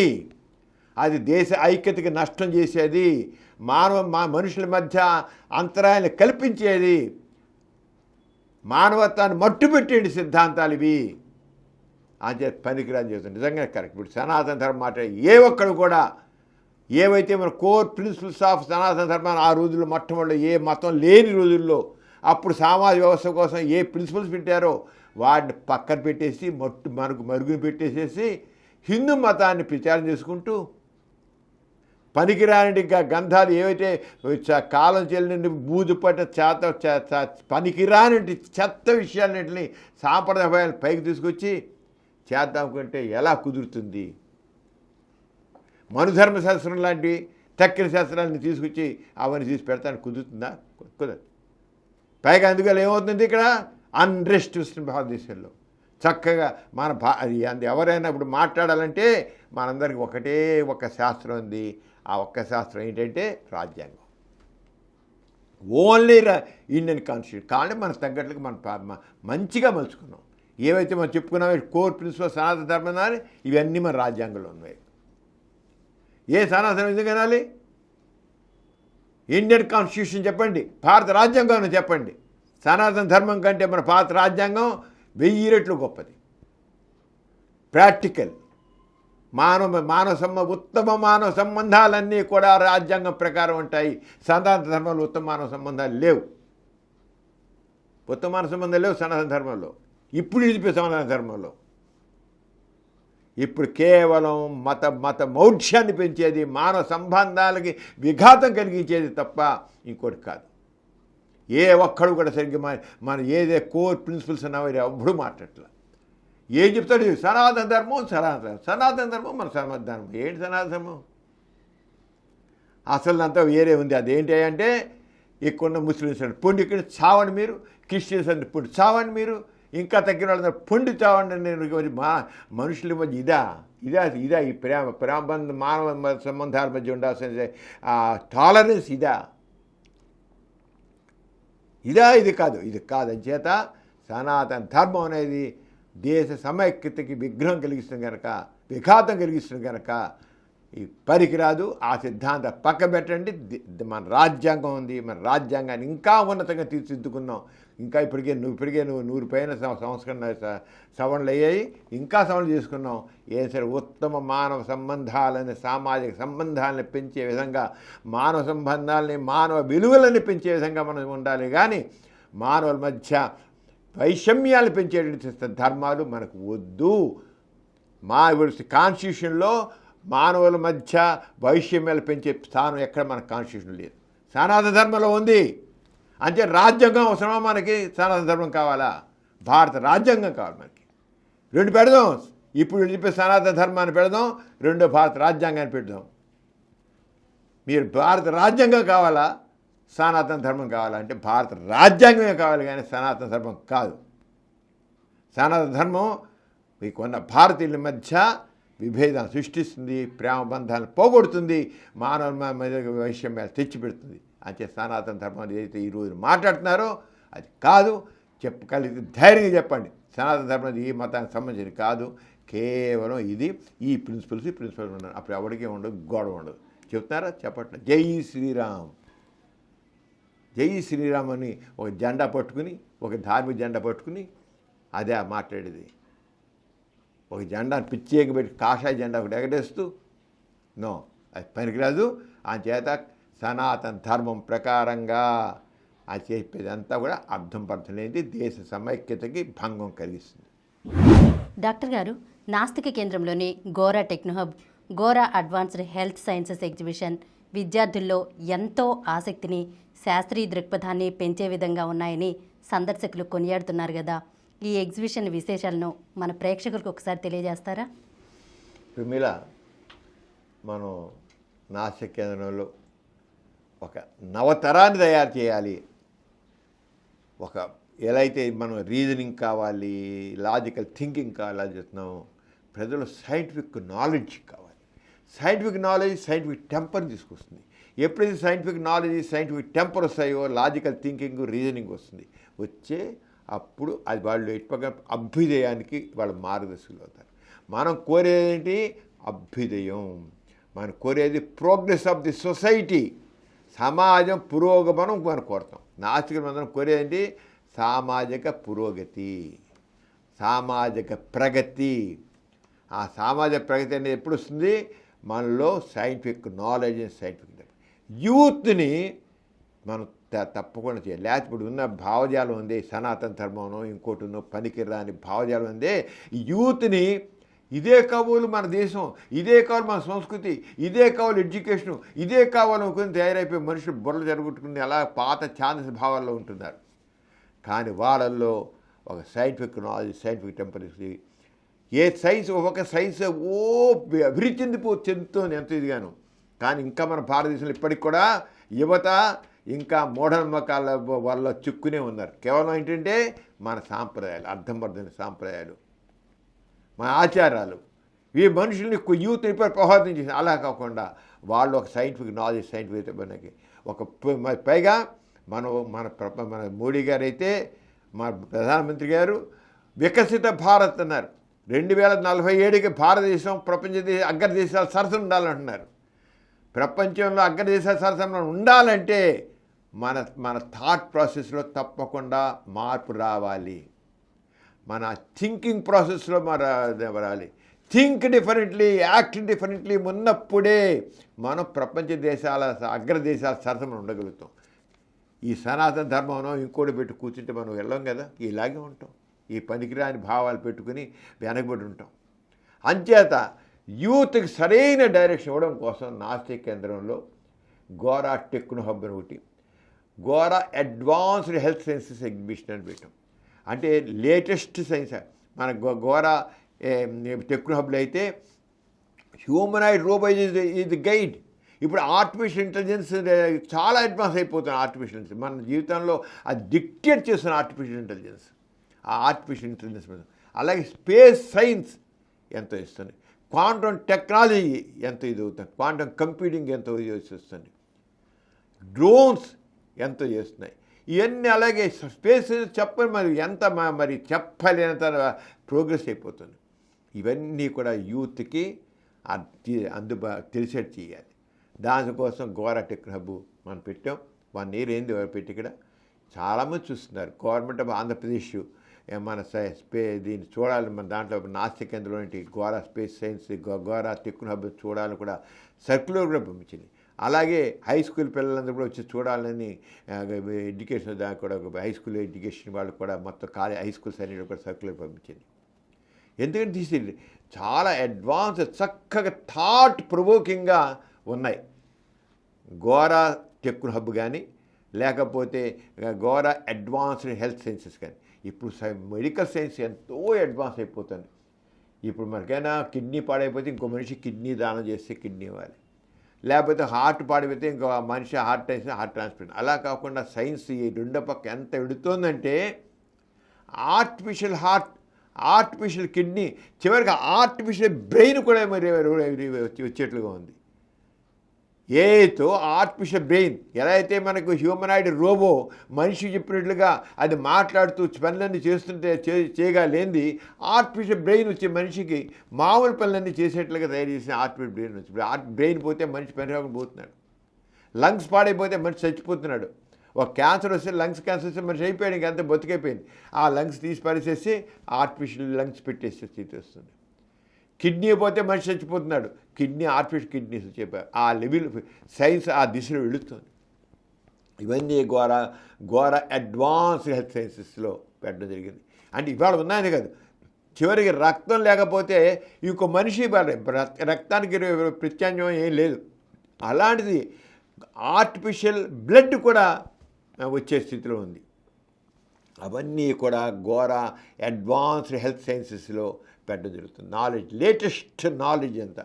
అలాగే మనకు మా హ్యూమన్ బాడీలో ఇవన్నీ ఎలా ఉంటాయి, రియల్గా ఐస్ ఎలా ఉంటాయి, బ్రెయిన్ ఎలా ఉంటుంది, లంగ్స్ ఎలా ఉంటుంది, హార్ట్ ఎలా ఉంటుంది, ఇంటెస్టైన్స్ ఎలా ఉంటుంది, లివర్ ఎలా ఉంటుంది, కిడ్నీ ఎలా ఉంటుంది, ఇవన్నీ కూడా మొత్తం ప్రతి ఒక్కటి కళ్ళకట్ట రియల్ స్పెసిఫిన్స్ అని అక్కడ పెట్టడం జరిగింది. రియల్ స్పెసిఫిన్స్ ఇలా ఉంటాయని ఊరికిన్నాగా కాకుండా. అలాగే ఆర్టిఫిషియల్ ఊంబ్, కృత్రిమ గర్భం. ఇప్పుడు తల్లులు ఇప్పుడు చాలామంది కొన్ని దేశాల్లో అసలు పెళ్లి చేసుకొని పిల్లలు కనాలి. ఎందుకని దే కాంట్ ఎఫర్డ్. వాళ్ళ జాబుల్లో ఉండి వాటిలో పిల్లలు వాడు 9 మాసాలు వాళ్ళు కడుపు మోస్తూ వాళ్ళ టైం పెట్టలేకపోతే can't spare for child bearing. అలా కాకుండా ఆర్టిఫిషియల్ ఊంబ్ వచ్చి దాంట్లో వీళ్ళు ఆ తల్లిగా అన్నం ఆ తండ్రి వీరికణం కలిపి ఆ పిండాన్ని తయారు చేసి ఆ పిండాన్ని ఒక కృత్రిమ గర్భంలో పెంచేది. ఆల్రెడీ జపాన్లో దానికి చాలా ఎక్కువ జరుగుతుంది. అలాంటివి వచ్చేస్తాయి, ఇంకెంతకాలం లేదు. ఆర్టిఫిషియల్ ఊంబ్ ఆల్రెడీ దానికి చాలా ప్రశ్నించారు. అలాంటిది కూడా మనకు ఆర్టిఫిషియల్ ఊంబ్ అనేది ఏ రకంగా ఉంటుంది, ప్రాసెస్ ఎలా ఉంటుంది అనేది కూడా మనం ఘోర అడ్వాన్స్ హెల్త్ సైన్స్ ఎగ్జిబిషన్లో పెట్టాం. ఆర్టిఫిషియల్ ఊంబ్ అంటే ఏదో అని కాదు, ప్రత్యక్షంగా ఆర్టిఫిషియల్ ఊంబ్, కృత్రిమ గర్భం అంటే ఎలా ఉంటుంది. మనిషి బయట ఇంకో దానిలో మనం పిల్లలు కానీ శుభ్రంగా ఇప్పుడు ఎట్లా ప్రపంచంలో జనాభా తగ్గిపోయే పరిస్థితి. ఇప్పుడు తీసుకుని జపాన్ కానీ జర్మనీ కానీ ఇవన్నీ తీసుకుంటే అసలు చనిపోయాడు ఎక్కువైపోయి, ముసలాడు పెరిగిపోయారు, కొత్తగా పుట్టే తగ్గిపోయారు. రివర్స్ నెగిటివ్గా ఉంటుంది జనాభా నిష్పత్తి. అంచేత వాటన్నిటిలో కూడా కాకుండా పిల్లలు కూడా ఆర్టిఫిషియల్ ఊంబ్ ద్వారా పిల్లలకని వీళ్ళ ఒక భార్యాభర్తకు వీరికి జీవకణాలే దాని ద్వారా చేయడం ఇలాంటివన్నీ కూడా ఎంతో గొప్ప సైన్స్ అంతా కూడా అక్కడ పెట్టడం జరిగింది. అందుకని చాలామంది చూస్తున్నారు. ఇంకా చూడాలి, బాగా నాలెడ్జ్ గెయిన్ చేయాలి, ఇంకా కొత్త మరి కనిపెట్టాలి. అందుకని అక్కడ ఏం చేసామంటే దీని ఘోర టెక్నో హబ్ కూడా ఇగ్నైట్, ఇన్స్పైర్, ఇన్వైట్ అని మోటో పెట్టాం. ఇగ్నైట్ నాలెడ్జ్ నువ్వు గెయిన్ చేయడానికి నీలో ఒక రకమైన తపన పెంచాలి. ఇన్స్పైర్ ప్రోత్సాహం, ఇన్నోవేట్ కొత్త కనిపెట్టు, నువ్వు ఉన్నాన్ని ఇంకా బెటర్ చేయడం ఏం చేయి. అంచేది యంగ్ మైండ్స్ ఇన్నోవేషన్స్ అని చెప్పి ఒక రూమ్ పెట్టాం. ఏమైనా కొత్తగా వాళ్ళు ఏమైనా కొత్త అభిప్రాయాలతో కొత్త చేసే దాంట్లో చూడడానికి అని పెట్టాం. కొత్త ఐడియాస్ ఉన్న దాని నుంచి దాన్ని ఇంకా ఎలా ఇంప్రూవ్ చేస్తారు, ఇంప్రవైజ్డ్ ఎలా చేస్తారు, దానికోసం కూడా ఘోర టెక్నో హబ్లో క్వాలిఫికేషన్ పెట్టాం. స్పేస్ సైన్స్ దాంట్లో అసలు మన సెటిలైట్స్ ఎలా ఉంటాయి, సెటిలైట్స్ ఎలా వస్తుంది, అలాగే మన చంద్రయాన్-3 రాకెట్ లాంచింగ్ ఎలా ఉంటుంది, రాకెట్ లాంచింగ్ పెట్టడం అయింది. టెలిస్కోప్ దీంట్లో ఏమో రోవర్ పెట్టాం, రోవర్ ఎలా బయటకు వస్తుంది, సెటిలైట్ నుంచి ఎలా వచ్చింది, ఏంటి ఎలా తిరుగుతుంది, ఏం చేస్తుంది, అన్నదిగా ఎలా తిరుగుతుంది, ఎలా చేస్తుంది అన్నీ కూడా దాంట్లో ఈ స్పేస్ సైన్స్ రూమ్లో పెట్టడం. ఇన్ని ఇప్పుడు నీకు చాలా కొద్దే ఈ రంగా ప్రతి వాడు దీనికి ఈ నాస్తి కేంద్రం గోరా టెక్ హబ్ కానీ, గోరా అడ్వాన్స్ హెల్త్ సైన్సెస్ కానీ, అక్కడ డార్విన్ థియరీ గురించి పెట్టాం. డార్విన్ ఇవన్నీ మామూలు పనికిరాని కథలు పక్కన పరిచి ఇప్పుడు యాక్చువల్గా ఏదైనా సైంటిఫిక్గా కరెక్ట్గా ఉందంటే డార్విన్ ఎవల్యూషన్ థియరీ ఇంకే రెండోది లేదు అసలు. ఆ డార్విన్ ఎవల్యూషన్ థియరీ అనేది మనిషి ఏంటంటే డార్విన్ ఎవల్యూషన్లో మనకు తెలుస్తుంది అంటే మనిషి కోతిని ఇచ్చారు, కోతి రావడం కాదు, మనిషి తాను ఉన్న పరిస్థితుల్లో తాను ఎలా పరిస్థితుల్లో ఉన్నంటే ఇబ్బందికర పరిస్థితుల్లో దాన్ని తగ్గట్లుగా తను ఎలా మార్చగలుగుతూ ముందుకు అభివృద్ధి చెందుతాడు. డార్విన్ థియరీ మనం చెప్పేది ఏంటంటే మనకి యాక్చువల్గా మనిషి ఏదో కోతించాడు అలా రావడం కాదు, సర్వైవల్ ఆఫ్ ది ఫిట్టెస్ట్ అంటారు డార్విన్ థియరీలో. సర్వైవల్ ఆఫ్ ది ఫిట్టెస్ట్ అని ఎలా సర్వైవల్ అంటే బలవంతుడు నిలబడతానే కాదు. సర్వైవల్ అంటే మారుతున్న పరిస్థితుల ప్రకారంగా ఆ పరిస్థితి తెలివిగా దానికి ఎలాగ అనుకూలంగా మార్చుకుంటూ ప్రతికూల పరిస్థితులకి అనుకూలంగా మార్చుకుంటూ తాను ఎలాగ మారుతాడని డార్విన్ ఎవల్యూషన్ థియరీ యొక్క మెయిన్ గోల్. ప్రతికూల పరిస్థితులు కూడా తనకు అనుకూలంగా మార్చుకుంటూ తాను అభివృద్ధి చెందడాన్ని డార్విన్ ఎవల్యూషన్ థియరీలో మనం తెలుసుకునే విషయం. అవన్నీ కూడా పెట్టడం జరిగింది. అంచేత చాలా నాలెడ్జ్ ఉంది, నేను చాలా కొద్దిగా చెప్పాను. అందరు చూడాలి, తెలుసుకోవాలి. మనం కూడా ఎవరికి తీసుకోవడానికి వీలు లేదు కూడాను. ఈ పనికిరాని ఛాందస భావాలను పక్కన పారేసి సైంటిఫిక్ నాలెడ్జ్, సైంటిఫిక్ టెంపర్తో మనం ముందుకు వెళ్ళాలి. మనం కూడా భారతీయులందరూ కూడా మనం కూడా ఏ మాత్రం తక్కువ ప్రూవ్ చేసుకోవాలి. 2047కి భారతదేశం అగ్రదేశాల సరసన ఉండాలనేది తప్పకుండా వస్తుంది. ఎప్పుడు వస్తుందంటే ఈ పనికిరాని అర్థం పడుతున్న ఈ సనాతన ధర్మాలు పనికిరాని ఆచార సాంప్రదాయం విలువెట్టి యూత్ ఎప్పుడైతే, ఎందుకంటే యూత్ మీదే భవిష్యత్తు అంత ఉంది, ఎప్పుడైతే ఒక కొత్త భావజాలంతో ముందుకు వస్తారో అప్పుడు దేశం ముందుకు వెళుతుంది. దేశం ముందుకు వెళ్ళాలి, అభివృద్ధి చెందాలి. అలాంటి దాంట్లో మన వంతు కృషిగా గోరా టెక్ హబ్ అలాగే Gora advance health science exhibition ఉన్నాయి. చూడండి, మీరందరూ ఇన్స్పైర్ అవ్వండి, ఇన్నోవేట్ చేయండి, కొత్తవి ఇగ్నైట్ యువర్ నాలెడ్జ్. అలా ఉంటే మనం ముందుకు వెళ్తాం. ప్రిమేరా ఇవాళ చాలా విషయాలు తెలుసుకున్నాం. మన యూట్యూబ్ ఛానల్ ముఖ్యంగా ఎథిస్ట్ పెట్టిన మెయిన్ పర్పస్ ఏంటంటే గోరా గారు ఏ పాజిటివ్ ఎథిజంని ప్రతిపాదించారో అది ఆ యొక్క భావజాలాన్ని అందరికి తీసుకెళ్ళాలి. గోరా గారి ప్రపంచంలో నాస్తికత్వానికి ఒక జీవిత విధానంగా సిద్ధాంతీకరించిన గోరా గారు ఇంకెవరు లేరు. నాస్తికత్వానికి ఒక జీవితం ఆయన ఆచరించారు. ప్రతిదీ ఆయన ఏం చెప్పారో అది ఆచరించి చూపించారు జీవితంలో. అలాగే అన్ని రంగాల్లో కూడా నాస్తికత్వం ఎలా ఉంటుంది, నాస్తిక జీవన విధానం ఎలా ఉంటుంది అనేది చేశారు పాజిటివ్గా. ఆ రంగా చేయడం కదా మనం సమరం ఛానల్స్ కూడా అదే పంథాలో మనం సమాజం చైతన్యపరచడం కోసం అని అనేక ఛానల్స్ పెడుతున్నాం. జనాలకు జరిగిన విషయ జ్ఞానం ఇవ్వాలి, జ్ఞానాన్ని ఇవ్వాలని చేస్తున్నాం. దాంట్లో 20 యూట్యూబ్ ఛానల్స్ మనకు ఉన్నాయి. సమరం ఛానల్స్ 20 యూట్యూబ్ ఛానల్స్ ఉన్నాయి. దాంట్లో సమరం ఎక్స్పర్ట్ లా అనే ఛానల్ ఉంది. చాలామందికి న్యాయపరమైన విషయాలు లీగల్ అఫైర్స్ తెలియకపోవడం వల్ల రకరకాల ఇబ్బంది పడుతున్నారు. దాన్ని దృష్టిలో పెట్టుకుని సామాన్యులకు కూడా న్యాయ సంబంధమైన అవగాహన కలిగించాలి అని సమరం ఎక్స్పర్ట్ లా ఛానల్ పెట్టాం. దాని ద్వారా ఎన్ని విషయాలు, ఇది అదని కాదు, ఎన్ని విషయాలు జీవితంలో వచ్చే అనేక లీగల్ విషయాలన్నింటిలో కూడా, న్యాయపరమైన విషయాలన్నింటిలో కూడా దాంట్లో మనం తెలియజేయడం జరుగుతుంది. ఎక్స్పర్ట్స్ ఒపీనియన్స్ అన్నీ కూడా మనం అక్కడ తెలియజేయడం జరుగుతుంది. మెయిన్ పర్పస్ యొక్క ఏంటంటే సమరం ఎక్స్పర్ట్లా ఏంటంటే ఏదో లీగల్ ప్రాబ్లం ఉంటే మామూలుగా మాకు ఏది సమస్య ఉంది, ఆ సమస్యకి ఏంటి పరిష్కారం, నా సమస్య పరిష్కారం అని మామూలుగా అడుగుతారు. మామూలుగా లీగల్ ఇక్కడ అలా నాలెడ్జ్ ఇవ్వాలి. ఆ నాలెడ్జ్, లీగల్ నాలెడ్జ్ ఇవ్వడం కోసమని మనం దీంట్లో చేస్తున్నాం.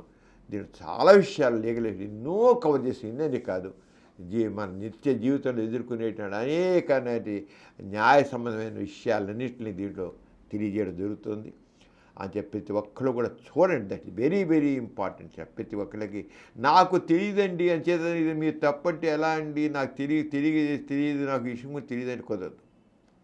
చట్టం నాకు ఈ రూల్స్ రెగ్యులేషన్ నాకు తెలియదండి, తెలియకని తెలిసి ఎందుకు చేస్తానండి అని ప్రతి వాళ్ళకి తెలియాలి. ఒప్పుకోదు, తెలియదు. నాకు రోడ్డు మధ్యలో నడవాలని తెలియదే, నడవకూడదు నాకు తెలియదండి, ఎడం పక్క నడవాలని తెలియదండి, కుడి పక్క ఎందుకు నడవకూడదు నాకు తెలియదండి అని అంటే కుదరదు. చట్టము తెలుసుకోవాల్సిన అవసరం ఉంది. నాకు తెలియదంటే సరిపోదు. నాకు తెలియదుగా ఈ తప్పు చేశాను అంటే కుదరదు. అంటే దాన్ని తెలియడం కోసమే సమరం ఎక్స్పర్ట్లా జరుగుతుంది. దాంట్లో అనేక విషయాలు చెబుతున్నాం. చూడండి, చూసి మీ జ్ఞానాన్ని పెంచుకొని, న్యాయ సంబంధ జ్ఞానం కూడా తెలుసుకొని, అన్ని 20 యూట్యూబ్ ఛానల్స్ కూడా మనం ఎంతో చక్కని నాలెడ్జ్ని ఇస్తున్నాం. దాంట్లో ముఖ్యమైన దీంట్లో ఇవి కూడా, దాంట్లో హెల్త్ ఛానల్ ఉంది, మనకి ప్రగతి ఛానల్ ఉంది, సైన్స్ ఛానల్ ఉంది, యూత్ ఛానల్ ఉంది, ఫుడ్ ఛానల్ ఉంది. ఇదేనే కాదు, అన్ని రకాల మన నాస్తికత మీద 5 రకాల ఛానల్స్ నడుపుతున్నాం. చాలా యునీక్, నిజం చెప్పాలి, సమరం ఛానల్ అసలు unique. So many YouTube channels ఉన్నాయి, కానీ సమరం ఛానల్స్ ఒక యునీక్ అని మాత్రం చెబుతాను నేను. ఆ యూనిక్ అది అని చెప్పేసి ఎవరికైతే సామాజిక చైతన్యం ఉంటుందో వాళ్ళందరూ కూడా సమరం ఛానల్స్ చూడండి, చూసి మీ జ్ఞానాన్ని పెంచు, ఇంకా ఈ సమాజం యొక్క అభివృద్ధికి, పురోగమనానికి తోడ్పడని కోరుతూ మరి పెమిల ఈరోజు అందరి దగ్గర సెలవు పుచ్చుకున్నాం. మళ్ళీ వచ్చే దీంట్లో కలుద్దాం. అందరికీ జై ఇన్సాన్. జై ఇన్సాన్. ఈ కార్యక్రమం మీకు ఎంతో నచ్చింది కదా. ఇటువంటి మరిన్ని వీడియోల కోసం అనతి కాలంలోనే 20 కోట్ల వ్యూస్ సాధించిన సమరం ఛానల్ సమర్పించు ఎథిస్ట్ బులెటిన్ ఛానల్కు సబ్స్క్రైబ్ చేయండి, లైక్ చేయండి, మీ ఫ్రెండ్స్కి షేర్ చేయండి. అలాగే ప్రక్కనున్న గంట సింబల్ని ప్రెస్ చేయడం మర్చిపోకండి.